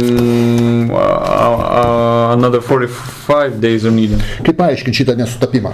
How can we explain this discrepancy? Ogi 185 arba 188 dienos praėjo. But we can say that 185 or 188 days passed. Nuo to laiko, kuomet Antiochas Epiphanas išgirsta, būdamas Persijai, kad jo kariuomenė, when Antioch Epiphan hears, when he was still present in Persia, kad jo kariuomenė išžygiavo prieš žydus vadovaujama karvedžio Lizinijaus, that his army went out against the Jews, that was commanded by the general Lizinius. Ir tas Lizinijus buvo sumuštas žydų. And that Lizinius was defeated by the Jews. Ir kariuomenė nugalėta. And the army was defeated. O žydai sugriauna suterštą aukurą ir pastato naują. But the Jews destroy the desolated altar and build a new one. Ir Antiochas sužinojęs tai išsigąsto, kad tai gali būti, šita nesėkmė gali būti Dievo bausmė. And Antioch fears that this event may be a punishment from God for him. Paskaitysiu 1 Makabėjų 6 skyrius. I will read the first Maccabees 6th chapter. Nuo 5 iki 13 eilutės. From the 5th to the 13th lines. Dar jam tebesant Persijai pasiuntinys atnešė žinią, kad karo pajėgos siųstas Judo kraštą buvo priverstos bėgti, kad Lyzijas iš pradžių surengė žygį su galinga kariuomenė, buvo izraelitų išvytas, kad izraelitai sustiprėjo ginklais, akmenimis ir gausių grobių, paimti iš kariuomenių, kurias nugalėjo, kad jie nuvertė pabaisą, kurią jis buvo pastatęs Jeruzalėje ant aukurą, kad jie apsupo aukštomis sienomis ne tik šventovę kaip anksčiau, bet ir Betgūro miestą. Klausydamasis tų žinių, karalius buvo siaubo apimtas ir tiesiog priblokštas. Iš širdgėlos, kad jau užmojai nuėjo niekais, karalius pasiligojęs atsigulė, lovoj išgulė daug dienų ir širdgėlos kankinimą žinojo, kad artinasi mirtis. Pasišaukęs visus savo bičiulius, tarė, miegas man neužmerkė akių, nes mano širdis plyšta iš nerimo, tariu savo, į kokią nelaimę patekau, kokią kančios satuvą esu įpuolęs, juk kai valdžiau buvau dosnus ir mylimas, dabar prisimenu piktą padarytą Jeruzalėje, kai pagarbiau iš ten visus aukso bei sidabro dirbinius ir be jokios priežasties įsakiau sunaikinti visus Judo gyventojus. Žinau, kad už tai mane ištiko šios nelaimės, dabar miršta širdgėlos apimtas svetimame krašte. We can conclude that in those lines it is said that first that army is defeated by the Jews, and then the king gets very worried that this is a punishment from God. Ir čia svarbiausia, kad sekančias dar 45 dienas Antiochas sirgo. And what is very important here is that the following 45 days Antioch was sick. Dar kartą paskaitysiu 1 Makabėjų 6 skyrius 9 eilutę. I will read the first of Maccabees 6:9. Lovoj išgulėjo daug dienų ir širdgėlos kankinama žinojo, kad artinasi mirtis. And he stayed in the bed for a long time, knowing that death is coming near. Istoriniai šaltiniai kalba, kad tai buvo 45 dienos. And historical sources say that it was about 45 days. Ir šita liga baigėsi jo mirtimi 149 metais prieš mūsų erą. And this the disease finally ended in his death 149 before era. Ir taigi lygiai baigėsi 1335 dienų periodas. And so ended the 1335 days, that period. Nes visi žydų persekiojimai baigėsi su Antiocho mirtim. Because all the prosecutions of the Jews ended with the death of Antioch. Va šitaip reikėtų suprasti šitas vietas. And in such a way these places should be understood. Gerai, sekantis klausimas, trečias. Now the other question, the third one. Aha, kaip diskusija su plokščiažemiais priversti juos suabejoti tiesioginėje tų vietų, kurios kalba už plokščiažemystę prasme? How in a discussion with flat earthers can we make them doubt the literal sense of the places in the Bible that talks about the form of the earth? Suprantu, čia turbūt turimas omeny tos vietas, kurias plokščiažemiai įrodo, kad mitas, kad žemė apvali ir sukas aplink savašį yra sugalvotas masonų ir dėžiažmogių. And as I understand, this refers to the lines in the Bible which the flat earthers use to then say that the myth that the earth is round or rotates around its axis is made up by reptiles and masons. Jie sako, kad egzistuoja didžiulis vandenynas. They say that there exists a huge body of water. Ant jo paguldyta plokščia žemė. And on it a flat earth is put on. Kurį dugną remiasi stulpais ar pamatais. Which foundations are the pillars are founded on the ground of the walls. O dangus tai yra apvalus kupolas, tarsi keptuvės kažkoks dangtis užvožtas ant tos plokščios žemės. And then they say that the sky is a sort of firmament on the earth. Saulė, mėnulis, žvaigždės, tai tik lemputės, hologramos kažkokios. And the sun or the stars are only holograms or lights. O viršui sėdi Dievas ant to kupolo savo sostė. And on that firmament, God sits on his throne. Taigi dangus yra kupolas, o ne atmosfera jiem. And so the sky is a firmament, not an atmosphere for them. Jie va tokias vietas mėgsta cituoti. Pradžios 1 skyrius 7-8 eilutė. They like to quote Genesis 1:7-8. Dievas padarė tvirtumą ir atskyrė vandenis, kurie buvo tvirtumą nuo vandenų, kurie buvo virš tvirtumas, tai taip įvyko. Dievas pavadino tvirtumą dangumi. So God made the expanse and separated the water under the expanse from it, separated the water under the expanse from the water above it, and it was so. God called the expanse sky. Aha, sako šitie minties galiūnai. And these people say, these people say that kad dangus nėra atmosfera ir erdvė. That the sky is not an atmosphere or a space. Mokslas mums meluoja. They say that the science lies to us. Dangus yra tvirtuma, gaubtas. The sky is an expanse, sort of a firmament. Saulė, mėnulis, žvaigždės ant tos tvirtumos prikabintos lemputės. And the sun and the stars are lights attached to that firmament. Sako, paskaitykim 1 skyrių pradžios 16-17. And they say that let's read Genesis 1:16-17. Dievas padarė dvi didelės šviesas, didesnį dieną ir mažesnį nakčiai valdyti, ir taip pat žvaigždės. Dievas išdėstė jas dangaus tvirtumoje, kad šviestų žemėje. God made two great lights, the greater light to govern the day and the lesser light to govern the night. He also made the stars. God set them in the expanse of the sky to give light on the earth. Žemė neapvalė, o kvadratinė, turi 4 kampus. And the earth is not round, but has 4 corners. It is a square. Sako, skaitykite Izaijo 11:12. They say that read Isaiah 11:12. Jis iškels vėliavą tautoms, surinks Izraelio pabėgėlius iš Judų išsklaidytusius iš 4 žemės kraštų. He will raise a banner for the nations and gather the exiles of Israel. He will assemble the scattered people of Judah from the 4 quarters of the earth. Sako, rutulys neturi kraštų. And they say that ball does not have squares, corners. Žemė yra kaip stalas. And they say that the earth is like a table. Sako, paskaitykim Jobą 38:6. Let's read Job 38:6. Kur sako, ant ko pritvirtintas jos, tai yra žemės pamatas, arba kas padėjo jos kertinį akmenį. On what were its footing set, or who laid its cornerstone? Čia apie žemę kalba. Here it's talked about the earth. Aha, žemė turi pamatus, arba kertinį akmenį. And then they say that they have a corner, that the earth has a cornerstone or footings.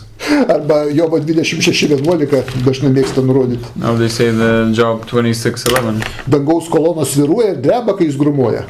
The pillars of the heavens quake, I cast at his rebuke. Va, matot, gaubtas ant kolonų pastatytas ant žemės. And then they say that the firmament is built on pillars. Kas su šitais psichikos invalidais, kaip su jais kalbėti? How can one speak with these people? Aš taip supratau, kad interesantas klausė to. I understand that the question was touches these things. Kaip priversti suabejoti šitų eilučių tiesioginė prasme. How to make someone doubt the literal sense of these quoted texts. Žinoma, kvailiams fizikos, astronomijos, geografijos duomenys, aišku, neįrodymas. And for flat earthers, it is the conclusions of sciences such as physics, astronomy, geography, they do not accept these things. Sako, sakys, tu esi avinas, va tau iliuminatai išplovė smegenis. And they will say that you are just a sheep and you were brainwashed by the Illuminati. Gerai, tada imam Bibliją ir kadangi neteisingas Biblijos interpretavimas, tai mes tą pačią Bibliją tvokstelkim. And when we want to show them how their explanation is wrong, let's use the same Bible. Aha, žemė ant stulpų ir pamatų, taip sakykim. And we can say that, the earth is on some kind of pillars. Kadangi neapvalė. because it's not round. Taip, sakys. And they will say, yes, that's the case. A mes iš karto Jobo 26.7 turkim. But then we can instantly say that here is Job's 26:7. Ir paklausim, kaip jūs aiškinat, 26.7. Jis ištiesia šiaurę tuštumos ir žemę pakabina ant nieko. He spreads out the northern skies over the empty space. He suspends the earth over nothing. Ir paklauskim to plokščią žemę. And then we can ask the flat earther. Rodėt apie stulpus, apie pamatą žemės, ar ne? You showed about the pillars, the cornerstones of the earth. Ir sakė, kad reikia tik, ir sakė, šitą pažadinę prasme turim tikėti, priimti kaip mokslinį faktą. And you say that we should understand this part as a scientific fact. Va, kita pažadinė prasme priešinga visiškai. But here we have another literal explanation that contradicts that former explanation. Tavo šaltinis Biblijos pažadinė prasme prieštarauja pati savo. And your own source contradicts itself in the literal sense. Žemė pakabinta ant nieko. The earth is suspended over nothing. Ne ant pamato, ne ant stulpų. Not on a cornerstone, not on a pillar. Ne ant vėžlio, ne ant trijų bankinių. Not on a turtle, not on a turtle or a whale. Kurią man pažadinę prasme tikėte? And which literal sense must they believe in? Ta, kuri rašo žemę ant pamatų, ar kad ant nieko? A? The one that says that the earth is suspended over nothing, or the one that says that the earth has cornerstones or pillars? Toliau, Jeremija 31:37 atveskim jam. Let's see, Jeremiah 37. 37. 31 skyrius, 37. Jeremiah 31:37. Žiūrėkim, kas rašoma. Jeigu galima išmatuoti dangaus aukštybę ir ištirti žemės gelmes, aš tai atmesiu Izraelio pareigūnus už tai, ką jie padarė, sako Viešpats. This is what the Lord says. Only the heavens above can be measured and the foundations of the earth below be searched out. Will I reject all the descendants of Israel because of all they have done, declares the Lord. Duoda supras, kad dangaus aukštybių ir žemės gelmių negali išmatuoti. Here is given that you cannot measure the heavens above and the foundations of the earth. Betgi kupolą arba stulpų žemės, taigi jie pateikia skaičius, jie išmatuoja viską. But the flat earthers count and measure everything, and the firmament and the pillars. Vienas plokščio žemė man sakė, ne daugiau 28 km pats centras kupolo žemės. And I heard myself how a flat earth said that the center of the firmament is about 28 kilometers high. Tai galima išmatuoti, a Biblija sako, negalima išmatuoti. And so in this case, according to that flat earther, one can count the distance, but according to the Bible, one cannot count such things. Biblinė tendencija ir plokščio žemė tendencija labai kertasi viena su kita, ne? And so the biblical tendency and the flat earther's tendency contradicts each other. Atverskim Izaiją 55 skyrių dar. Let's see Isaiah 55. 8-9 eilutės. The 8th and the 9th lines. Ten sako taip, nes mano mintis yra ne jūsų mintis ir mano keliai ne jūsų keliai, sako Viešpats. Nes kiek dangus yra aukščiau žemė, tiek mano keliai aukštesni už jūsų kelius ir mano mintis už jūsų mintis. For my thoughts are not your thoughts, neither are your ways my ways, declares the Lord. As the heavens are higher than the earth, are my ways higher than your ways, and my thoughts than your thoughts. Dievas protingesnis už mus, arba jo mintis aukščiau už mus tiek, kiek dangus už žemę. And God is smarter than us. In the same way, the distance between us and God's thoughts are as the distance between earth and the heavens. Mėly plokščiakalbiai, tai nedaug aukštesnis, 28 kilometrais. And so, according to the flat earthers, it means that it's not too high, because they say that it's about 28 kilometers until the firmament is reached. Nedaug aukštesnis čia. And so, according to them, it means that it would be the case that God's thoughts are not that high. Gaminasi savo sodo namelėse raketą, su kuriuom pasieks tą kupolą. Dangų. the flat earthers make homemade rockets and try to reach that firmament. Žmonių mentalitetas toks kaip mažo vaiko 3 metų, kur skaito pasaką, kaip pupa užlipa į dangų. Kažkas panašaus. And the mentality of these people is similar to a child's when they believe that it is very easy to reach the heaven. Atverskim 4 argumentą, 103 psalmė 11 eilutė. Then let's show them the Psalms 103, 11. Kaip dangus yra aukštai virš žemės, taip didis yra gailestingumas tiems, kurie bijo. For as high as the heavens are above the earth, so great is his love for those who fear him. Tai nedidelis tas gailestingumas, 28 kilometrai. And so the love of God is not so great, only 28 kilometers. Bet toks ir gailestingas, ar ne? Not so very merciful. Žodžiu, va tokias absurdas. Dar vieną 5 argumentą atsiverskim. No, let's see the 5th argument. Pažiūrėkim porą eilučių ten. Pradžios 22:17. Genesis 22:17. Pradžios 22:17.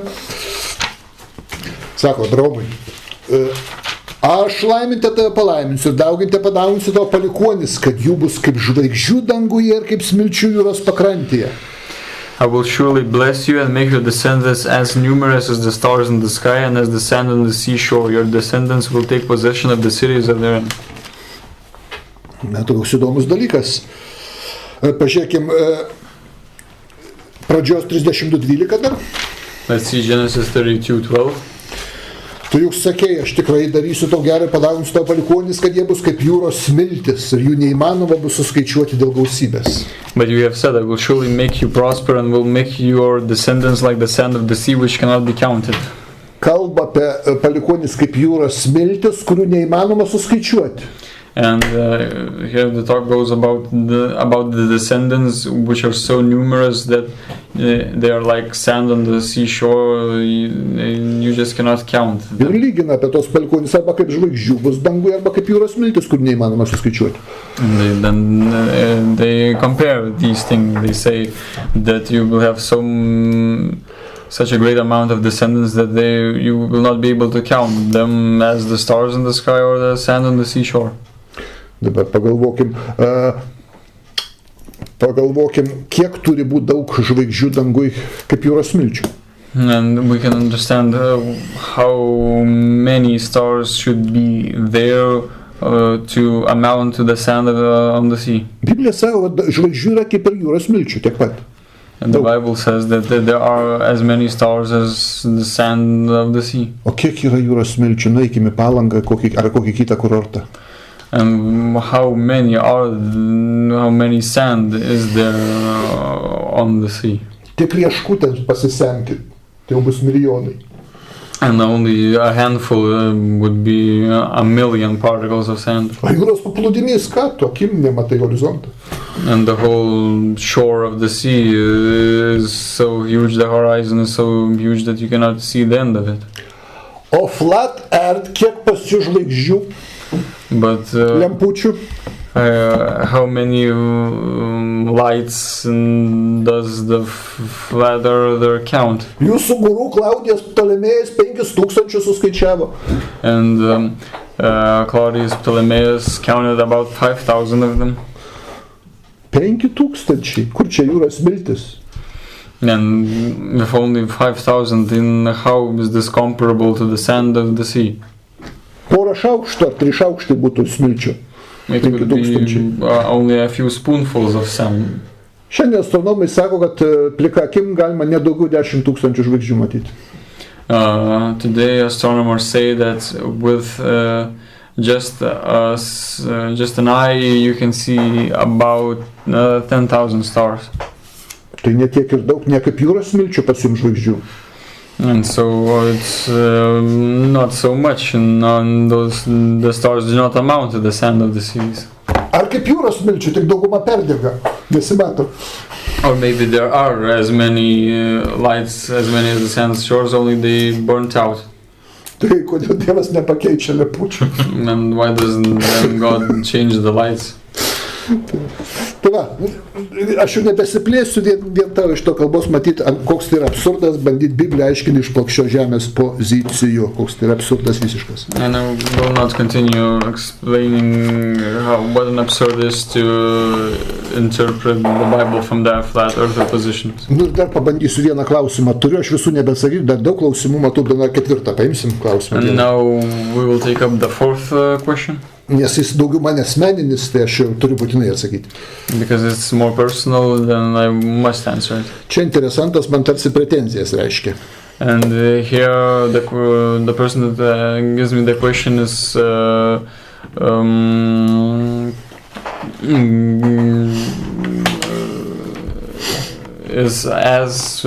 putting forward some kind of claims. Tu sakei, kad esi praktikuojantis ir užkietėjęs spiritistas. You say that you are a spiritualist that practices the art. Rašo klausėjas.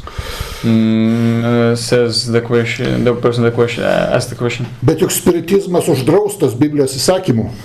But spiritism is forbidden by the Bible. Ne tik mūsų viešpats Jėzus jį uždraudė.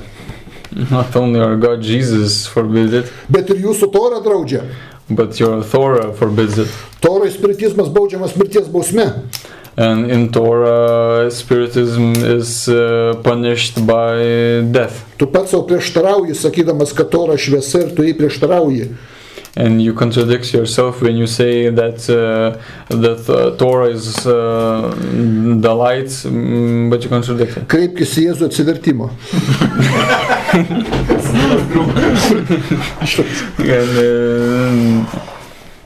And you must turn to Jesus to convert.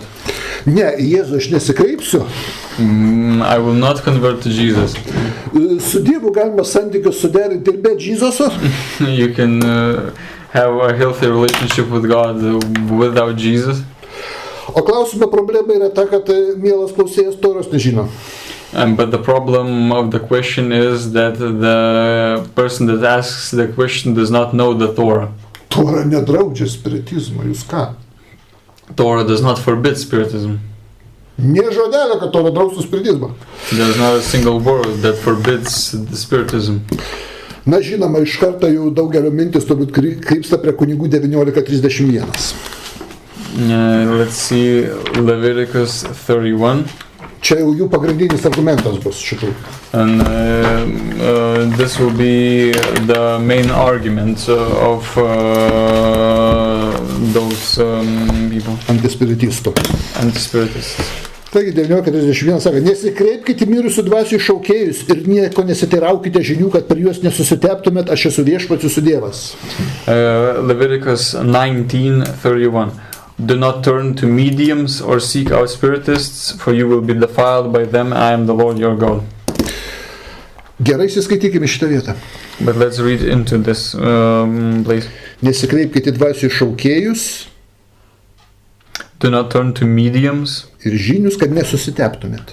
Or seek out spiritists, for you will be defiled by them. Ką reiškia susitepti? What does it mean to be defiled? Apie kokį čia susitepimą kalba? About what kind of defilation is talked about here? Pažiūrėkime į kontekstą. Let's see the context. Truputį aukščiau, 29 eilutė. A little bit higher, the 29th line. Ten minimas susitepimas, apie kokį susitepimą kalba. And here it is talked about what kind of defilation or dirtying it is talked about here. Neparduokite savo dukterų būti paleistuomis, kad nesuteptumėt žemės ir netaptų pilna bjaurių nusikaltimų. Do not degrade your daughter by making her a prostitute, or the land will turn to prostitution and be filled with wickedness. But in the Lithuanian translation, there is a mention of defilation, of becoming more dirty. Kalbama apie seksualinius nusikaltimus ir įvairią sakralinę prostituciją. And here it's talked about various sexual misconduct and the temple, the sacred prostitution. Netikit, kad čia kalbam apie spiritizmą, kur naudodavo technologiją susijusią su sakralinė prostitucija, kad čia apie tai kalbama? do not believe that in this place it is talked about such form of spiritism which was done by using the methods of sacral prostitution. Pažiūrėkit, Tora paaiškina Torą pati. But we can see that the Torah explains the Torah itself. Sekantis skyrius 20. The following chapter, the 20th chapter, 6 eilutė. the 6th line. Įsiskaitykim.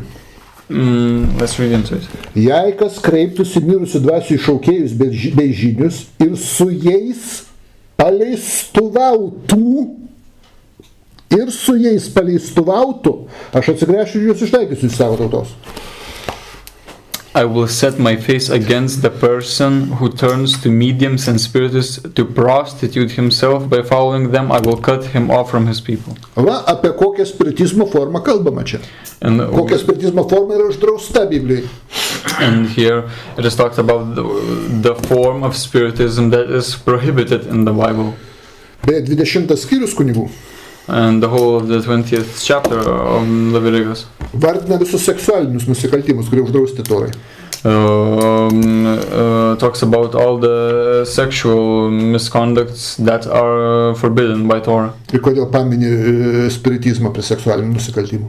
And why the spiritism mentioned among the sexual misconducts. Pamini tą formą, kur senoviai pagonių tautos spiritizmą atlikdavo įvairiai naktį, ten išsirengdavo, būdavo orgijos, sakralinė prostitucija ir taip toliau. And here it talks in those times there among the Gentiles there was a form of spiritism that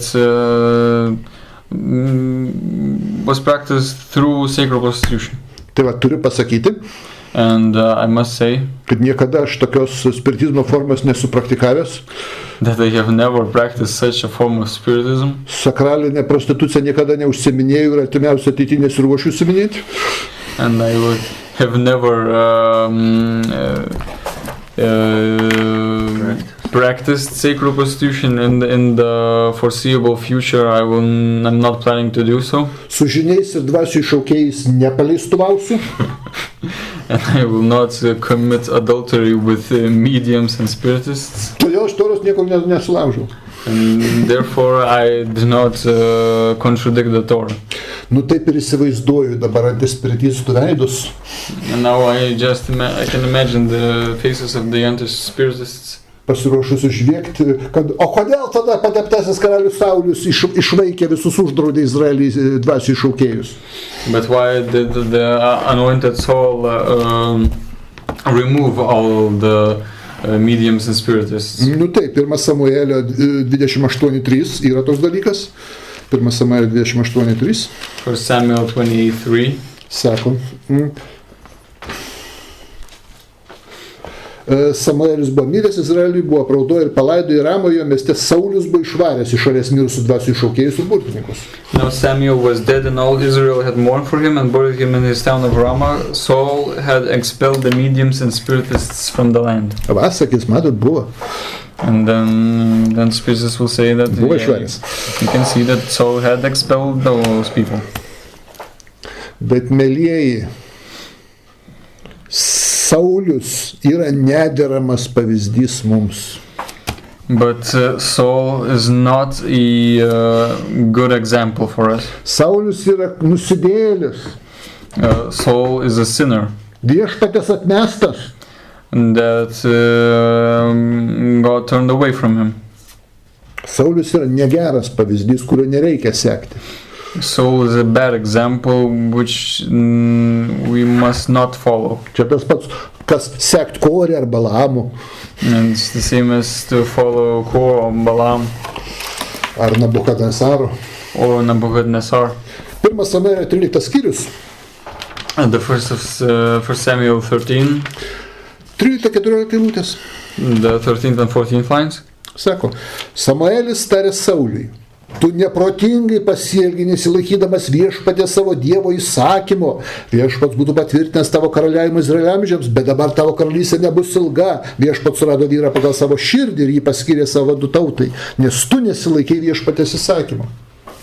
You acted foolishly, Samuel said. You have not kept the command the Lord your God gave you. If you had, he would have established your kingdom over Israel for all time. But now your kingdom will not endure. The Lord has sought out a man after his own heart and appointed him leader of his people because you have not kept the Lord's command. Matot, nieko gero iš to Samuelio, iš to Sauliaus. And you can see that there's nothing good out of this Saul. Jis laužė viešpaties įsakymus. He broke the commandments of God. 1 Samuelio 15 skyrius. 1 Samuel 15. Pažiūrėkim. 35 būtė. The 35th line. Samuelis iki mirties nebematė Saulius, tačiau Samuelis liūdėjo dėl Saulius ir viešpats gailėjosi padarė Saulį Izraelio karaliumi. Until the day Samuel died, he did not go to see Saul again, though Samuel mourned for him, and the Lord was grieved that he had made Saul king over Israel. Viešpats gailėjosi padaręs karaliumi, nieko gero iš to Sauliaus. And the Lord was grieved over Saul because he made... Nesekit jo pavyzdžių, nėra geras pavyzdys. Because he made the king over Israel, and so he's a bad example, we should not follow him. Dabar žiūrėkim. Now let's see. Biblija prašyta spiritizmo aktas. In the Bible there is an act of spiritism described. 1 Samuelio 28 skyrius. 1 Samuel 28. Nuo 11 iki 19 eilutės. From the 11th to the 19th line. Moteris klausė, ką turi tau iššaukti? Jis atsakė, iššauk man Samuelį. Moteris pamačiusi Samuelį garsiai sušūko ir tarė Sauliui, kodėl mane apgavai, tu esi Saulius? Karalius įtarė, nebijok, ką matai? Moteris tarė Sauliui, aš mačiau dvasią kylančią iš žemės.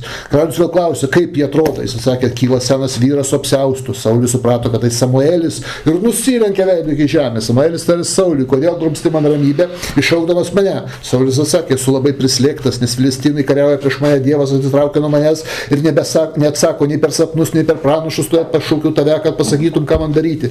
Samuelis atsakė, kodėl mane klausė, viešpats atitraukė nuo tavęs ir tapo tavo priešu. Viešpats padarė, kaip ir buvo per mane kalbėjęs, jis atėmė iš tavęs karalystę ir atidavė tavo artimui Dovydui. Kadangi tu nepaklausai viešpatės balsų ir nevykdė viešpatės rūstybės amalekiečiams, viešpats šiandien tau tai padarė. Be to, viešpats atiduos su tavimi ir Izraelį filistinų rankas. Rytoj tu ir tavo sūnus būsit pas mane. Taip pat ir Izraelio pulkus viešpats atiduos į filistinų rankas. Then the woman asked, whom shall I bring up for you? Bring up Samuel, he said. When the woman saw Samuel, she cried out at the top of her voice and said to Saul, why have you deceived me? You are Saul. The king said to her, don't be afraid. What do you see? The woman said, I see a spirit coming up out of the ground. What does he look like? He asked. An old man wearing a robe is coming up, she said. Then Saul knew it was Samuel, and he bowed down and prostrated himself with his face to the ground. Samuel said to Saul, why have you disturbed me by bringing me up? I am in great distress, Saul said. The Philistines are fighting against me, and God has turned away from me. He no longer answers me either by prophets or by dreams. So I have called you on to tell me what to do. Samuel said, why do you consult me now that the Lord has turned away from you and become your enemy?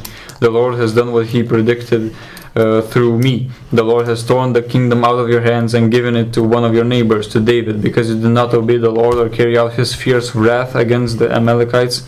The Lord has done this to you today.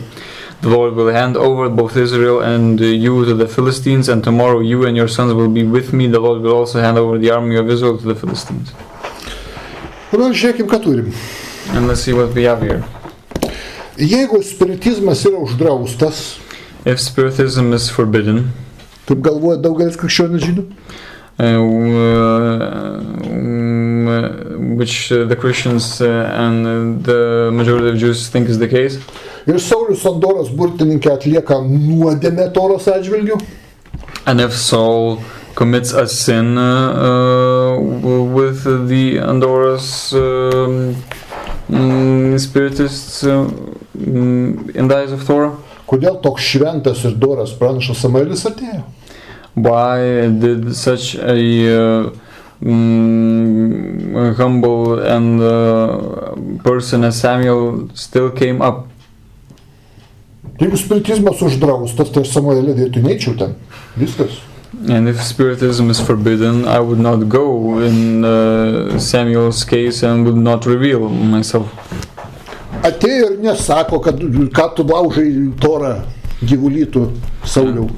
And Samuel comes up and does not reproach Saul for what he has done by the act of spiritism. Nė vieno žodelio priekaištų dėl spiritizmo. Not a single word of reproach against spiritism.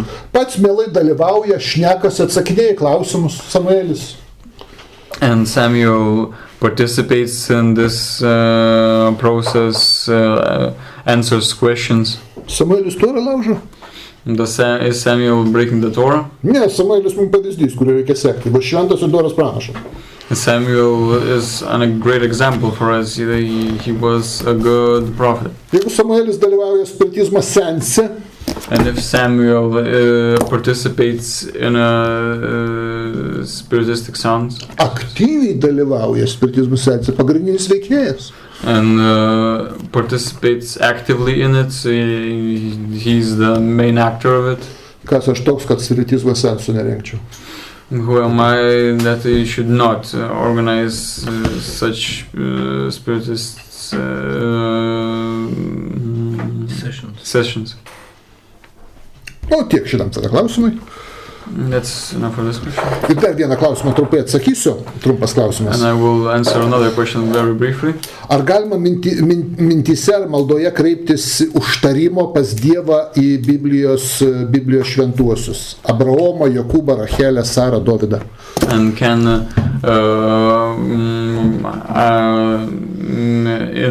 in my thoughts ask for intercession or support from the holy ones that are present in the Bible, from Adam, Noah, Rachel. Trumpas atsakymas labai negalima. And the question is very brief. No, one cannot. Tai pirmo Dievo įsakymo sulaužimas. It is the breaking of the first commandment of God. Paklauskim tų, kurie tai praktikuoja. Pavyzdžiui, ortodoksiniame judaizme yra tokia praktika.